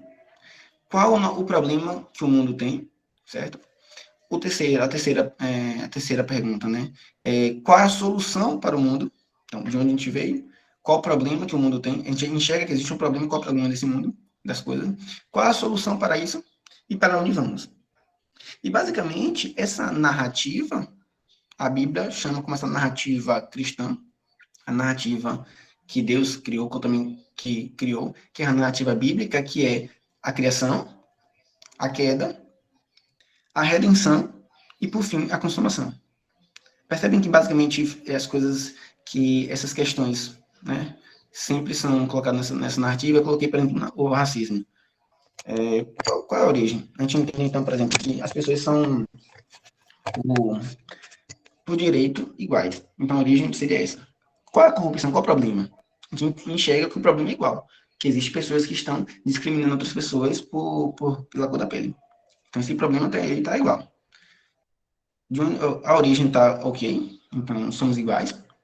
O problema é que tem pessoas que discriminam, mas aí muitas das vezes, algumas ideologias, algumas respostas humanas, respondem à solução do problema diferente. E aí é o ponto que a gente precisa estar atento. A solução do problema, para alguns, podem ser o quê? A aplicação de leis, o Estado deve intervir, outros acabam sendo mais extremistas, acham que tem que ter uma pena ali direta. E a gente, como cristão, a gente enxerga que a solução do problema não é isso aí. A solução do problema é a redenção que as pessoas encontram em Cristo. Sempre, na cosmovisão cristã, a redenção está na pessoa de Cristo. É Ele que redime todas as coisas. Voltando atrás, às vezes também, na maioria das vezes, a questão do problema está distorcida também. Algumas ideologias vão pensar o problema como o quê? O problema do homem negro é o homem branco. O problema do pobre é o sistema capitalista, algumas outras coisas assim. Então, sempre tentam colocar ou responder essa questão do problema com algo que não é o problema central que o cristão entende que é o pecado. Percebem? Então, sempre o problema central para o cristão é o pecado. E a redenção, ou seja, a solução para aquele problema é sempre a redenção que a gente encontra em Cristo Jesus. Cristo é redenção para todas as coisas, para o problema central, que é o pecado. E a conclusão para isso, para onde é que a gente vai? Qual o fim último? Qual é como eu posso dizer, aquilo que a gente se espera, a sociedade ideal, é essa consumação que Cristo vai vir fazer depois na sua segunda vinda. Até aí, ok, querido? Vocês conseguem enxergar isso aí?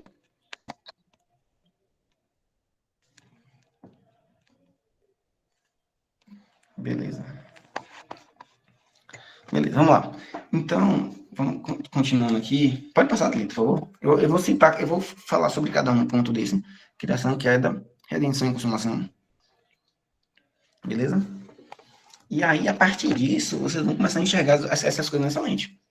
Certo? Por exemplo, quando você citou em um filme. Geralmente, filmes de herói, por exemplo, eles têm essa narrativa. Existe algo que estava bom, depois acontece um problema, e aí o herói vai lá para baixo. No final de tudo, o herói ressurge, vence e traz redenção para as coisas que foram do problema que aconteceu. Principalmente o filme da Marvel ou outros aí também. Sempre vou colocando assim, essa narrativa aí do herói é sempre essa narrativa de criação, tudo bom, a queda, aí vem o mal, o problema, o pecado, as coisas que vão acontecendo e, por fim, a redenção. No caso ali do filme, né, o herói, alguma coisa, a gente entende na cosmovisão cristã, é Cristo. Vamos lá, criação. Sobre criação, queridas, a gente entende que Deus criou todas as coisas boas. Voltando para aquele assunto da criação, a criação é boa. Então, o primeiro ponto é entender que Deus Trino, todo-poderoso, transcendente, autoexistente, importante. Então, Deus, ele autoexiste, né? Ele não precisa de nada da criatura o Criador não precisa da sua criatura para existir. Ele é suficiente em si mesmo. É eterno, santo, perfeito e criador de todas as coisas. Esse aqui é o ponto principal. Então, todas as coisas partiram de Deus. Então, Deus criou todas as coisas que existem, em essência. Deus criou a galáxia, Deus criou o universo, o cosmos, Deus criou a Terra. Deus criou também o homem, né? E colocou... E uma outra coisa importante é que Deus criou o homem segundo a sua imagem. A imago dele. Então, somos criados, criaturas feitas à imagem de Deus. E nosso estado é um estado no estado inicial, é um estado bom. Então, Deus cria o homem bom, Deus cria as coisas boas. E aí, que é o ponto importante, é a gente conseguir enxergar que a criação é boa. Qual o ponto? É que depois dessa narrativa da criação, veio a narrativa da queda. Pode passar aí, Thalita, por favor. E a queda, ele é uma transgressão da lei de Deus.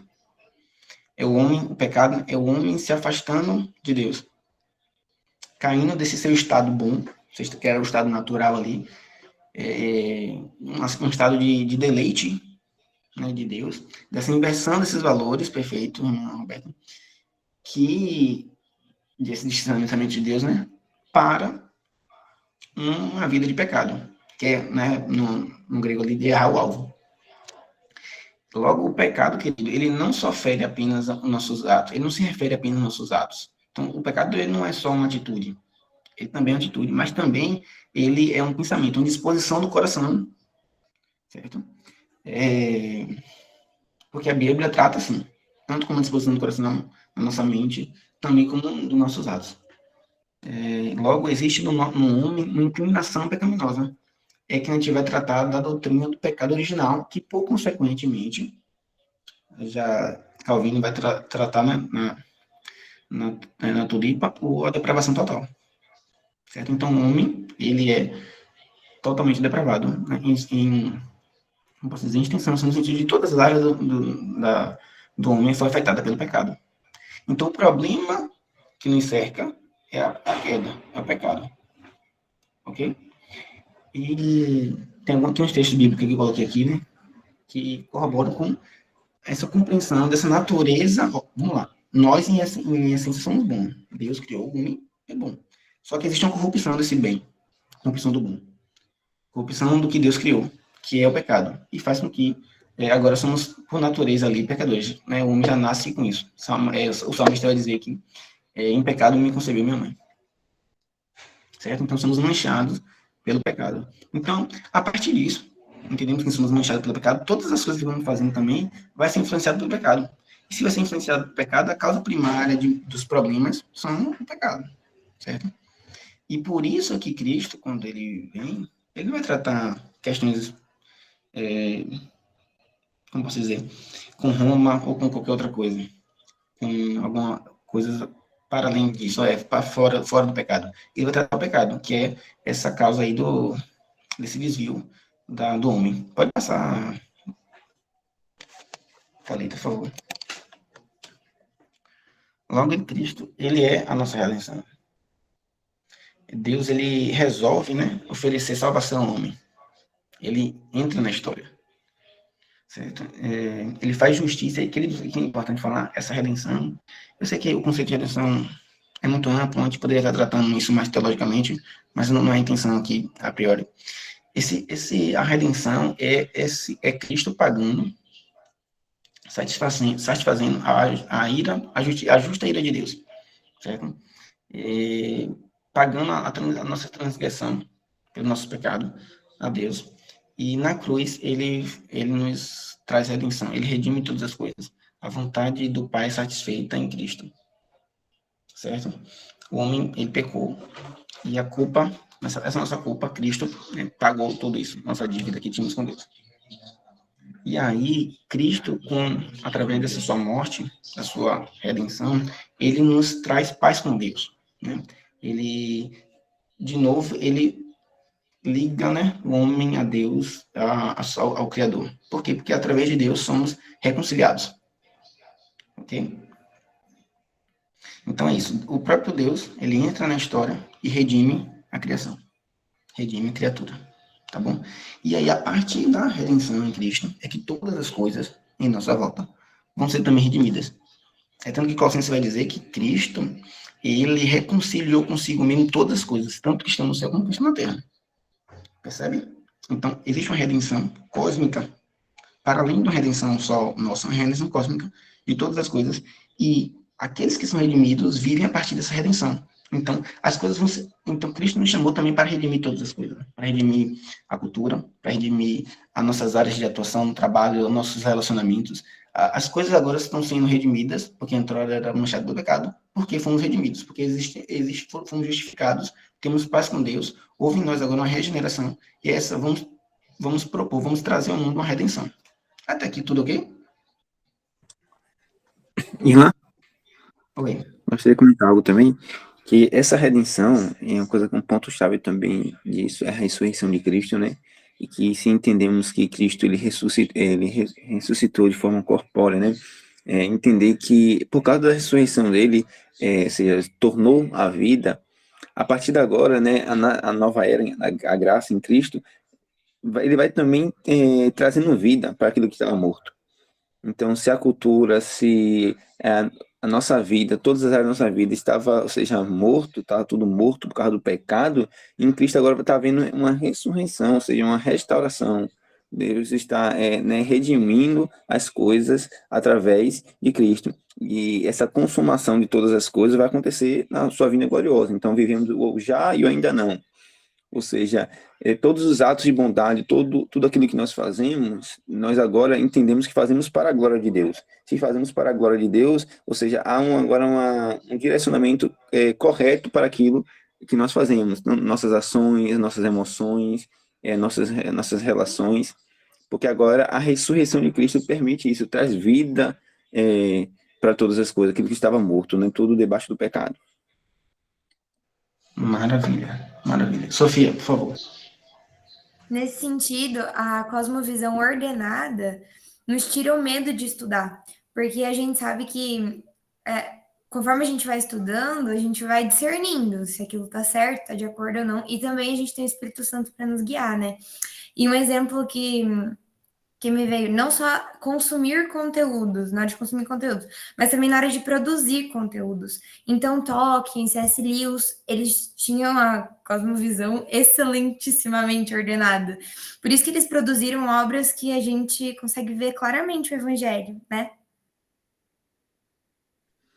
Perfeito. E assim, não necessariamente estava ali, né, dizendo, isso aqui é para o público cristão, mas as mensagens, não subliminares, né, mas as mensagens intrínsecas que estavam ali eram mensagens que apontavam para Cristo, para a obra dele. Então, nós vivemos agora para a glória de Deus, e tudo que nós fazemos é para a glória dele.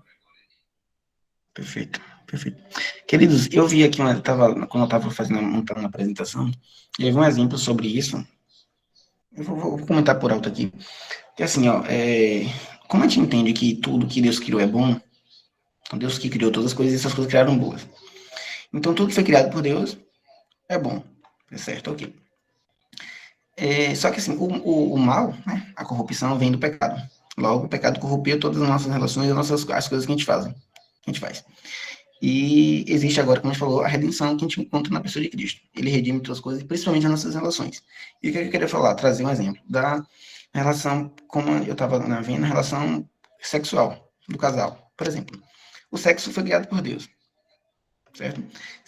Eu até dei esse exemplo uma vez, na outra apresentação que a gente teve. O sexo foi criado por Deus. Logo, é algo bom, certo? Por natureza é bom.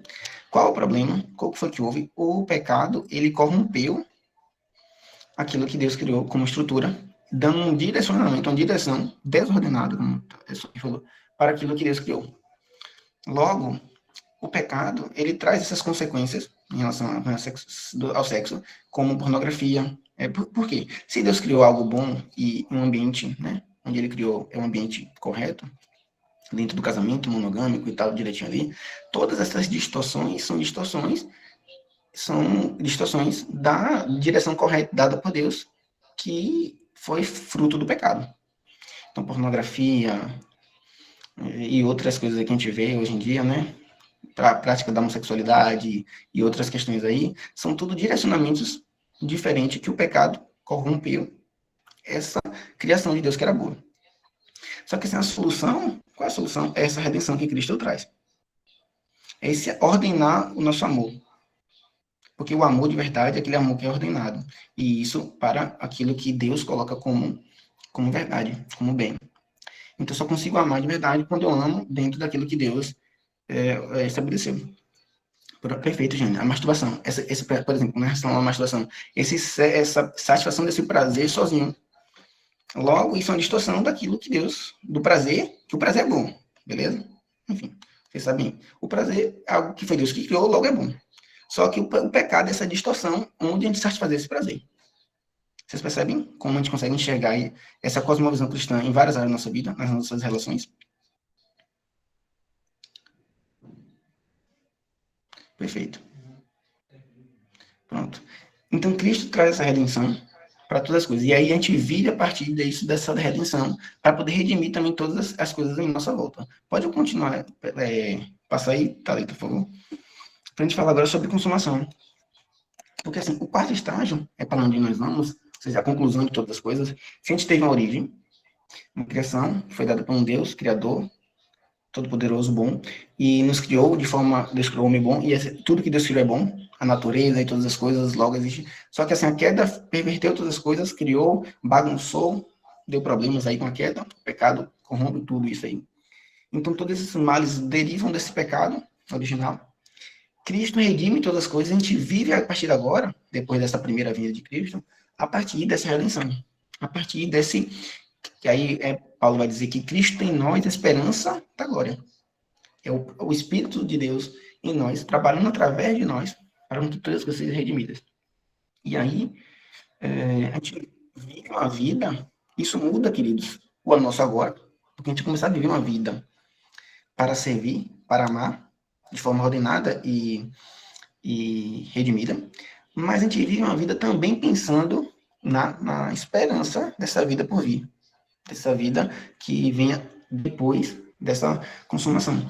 Que essa consumação, que é a nossa glorificação, esse corpo incorruptível que Paulo vai dizer em Coríntios, o que é mortal vai se revestir de imortabilidade, o que é corruptível de incorruptibilidade, é a partir disso, é nessa esperança, desse clamor que a gente chama de Maranata, vem Senhor Jesus, é que a gente entende que todos esses males, todo pecado, tudo vai acabar. Para onde a gente vai, queridos? É aquilo que a gente pode entender como bem maior. A consumação, essa glorificação, é a ausência, estamos fora de toda a influência, o poder do pecado. O pecado não mais vai existir. Então, como ela falou, a gente vive esse já e ainda não. A gente já foi salvo, a gente já foi redimido, a gente vive a partir disso, mas ainda falta essa consumação, essa glorificação. E a nossa esperança, os nossos olhos, John Taylor vai dizer que os nossos olhos devem estar fitos na eternidade. Grave a eternidade nos meus olhos, Senhor. Para que a gente possa mudar o agora, mudar essa vida presente, com os nossos olhos pensando na eternidade. Certo?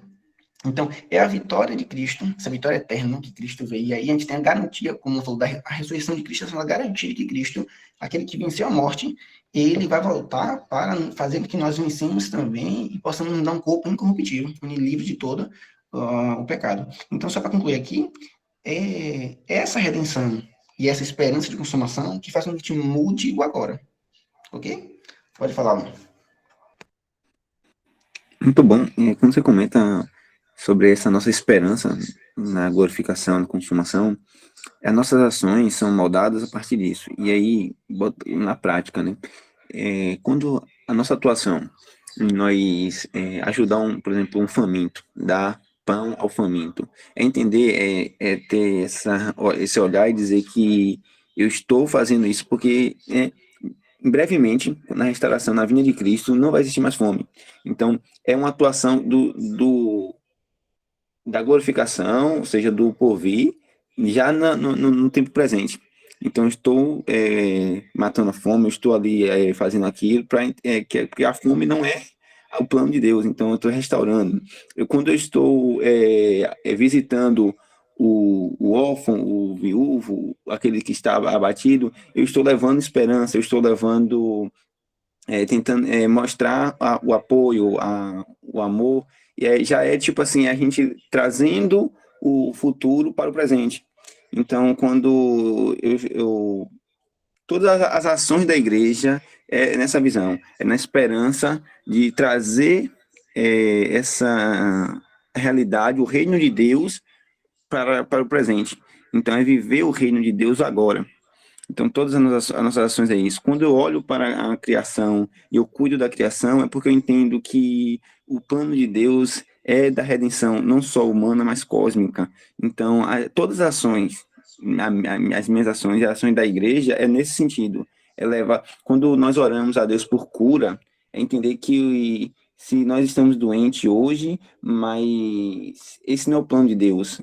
A redenção também traz a esperança que um dia não vai haver mais tristeza, não vai haver mais dor, e todas as minhas ações hoje é vivendo na esperança, né, daquilo que há de vir. Maravilha. Maravilha, glória a Deus. Até aí, tudo bem, queridos? Fernando, só para eu falei demais já, mas só para concluir aqui minha fala sobre essa questão de cosmovisão, eu vou trazer um problema aqui para a gente compreender. Pessoas de cosmovisões diferentes podem interpretar isso de forma diferente. Por exemplo, quando eu pensei aqui, né, um filho comete algo errado, ou uma pessoa que nós amamos comete algo errado, aí a primeira resposta de algumas pessoas pode ser: ah, mas meu filho é uma pessoa boa. Ah, mas aquela pessoa é uma pessoa boa, não faria isso, ou por que fez isso? E então ele olha para o problema, ele olha para a realidade e consegue, tenta dar uma resposta. A resposta é que aquela pessoa tem uma natureza boa e não faria isso.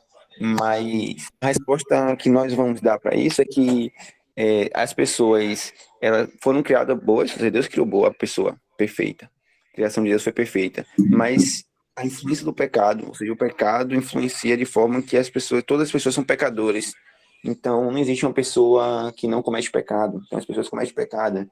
Mas nós olhamos com misericórdia porque nós sabemos que existe uma redenção, existe um perdão para o pecado, que se encontra em Cristo. Ou seja, a redenção em Cristo Jesus. Então, oferecemos aquilo que de fato é necessário para a resposta, que é o Evangelho. E conseguimos compreender, ou seja, perdoar, porque nós olhamos para a redenção e não vai ter mais tristeza, não vai ter mais dor, não vai existir mais o mal, o pecado. Então, assim, esse foi um exemplo para mostrar assim, de coisas que no dia a dia nós pessoas dão respostas diferentes para problemas em que o nosso olhar, nossa lente, que é a palavra de Deus, nos mostra que as coisas eram boas, foram corrompidas, houve uma restauração e vai existir a plena restauração na consumação de todas as coisas, né, no fim do tempo, na vinda de Cristo. Parei de falar aqui, não falo muito. Pronto. Maravilha, maravilha. Alguém quer comentar alguma coisa? Senão, só, Thalita, pode passar rapidinho? Não assistam Barbie. Não assistam. Gênio, não gostou não, foi Gênio? Valeu. Depois, mas só vale se eu falar spoiler, senão não falo. Depois a gente vê aqui. Só para concluir essa apresentação sobre cosmovisão, tem um final aí que eu coloquei sobre cosmovisões concorrentes ao cristianismo. Deixa eu ver se... Isso. Eu coloquei algumas, tem outras. Tem formas de pensar cosmovisões de diversas formas, diferentes, né? Mas eu coloquei algumas aqui que eu achei. A cosmovisão naturalista, né? Uma cosmovisão que se baseia assim, na ciência, né? E fazendo assim naquilo que é natural, ele não reconhece a existência de seres sobrenaturais e sim entende essa divindade como natureza. Tudo que ele da natureza tende a enxergar isso, né? A gente vai lá na frente vai dizer sobre já tá aqui, né? O panteísmo. O panteísmo é essa visão de mundo que considera que Deus é uma força divina, né? Ou Deus, né? Ele está presente em todas as coisas e é identificado como totalidade do universo. Então Deus é o universo, Deus está na natureza, Deus está nos homens. Então a gente tem uma parte dele, é como se panteísmo, essa visão de Deus no universo. Percebe? O termo, né, panteísta deriva do grego pan, que é tudo, e teos, que é Deus. Então Deus está no todo. Isso é uma visão distorcida de Deus, né? Essa é uma cosmovisão diferente, distorcida.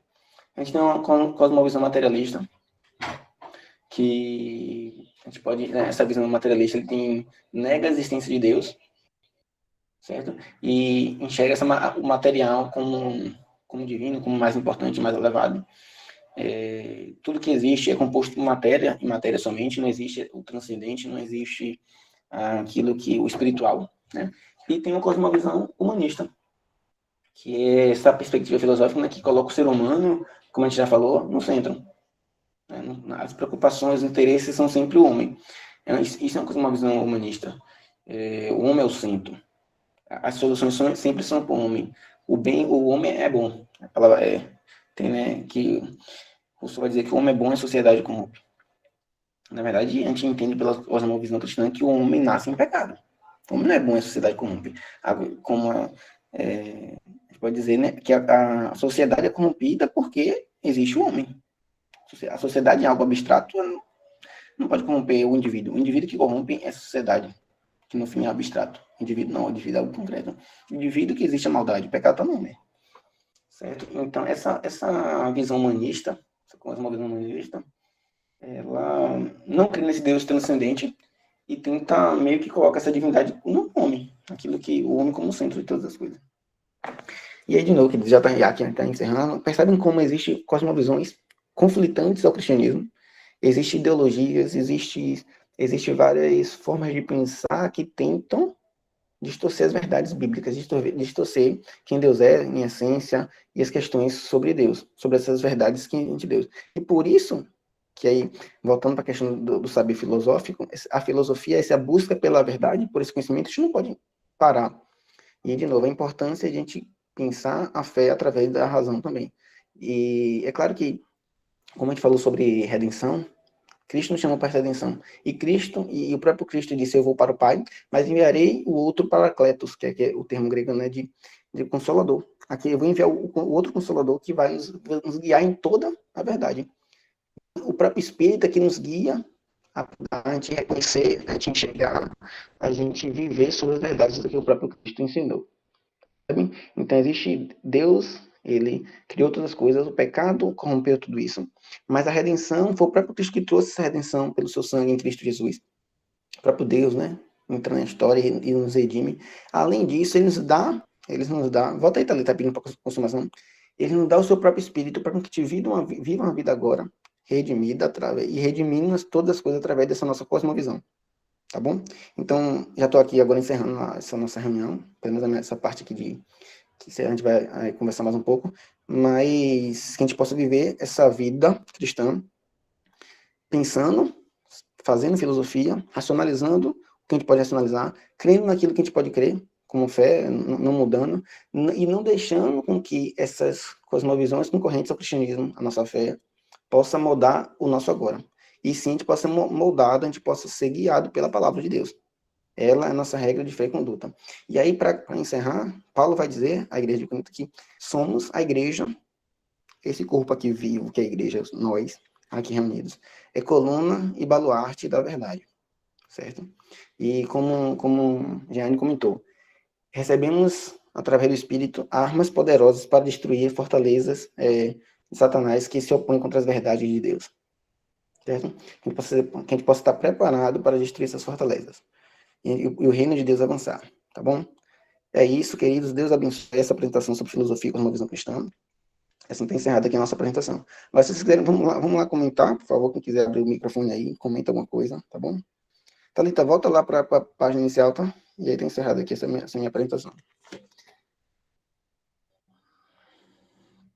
Pronto. Quem quer comentar alguma coisa, pode abrir o microfone já rapidinho. E, Maelen, se você quiser, por favor, já pode parar a gravação, para não se estender muito.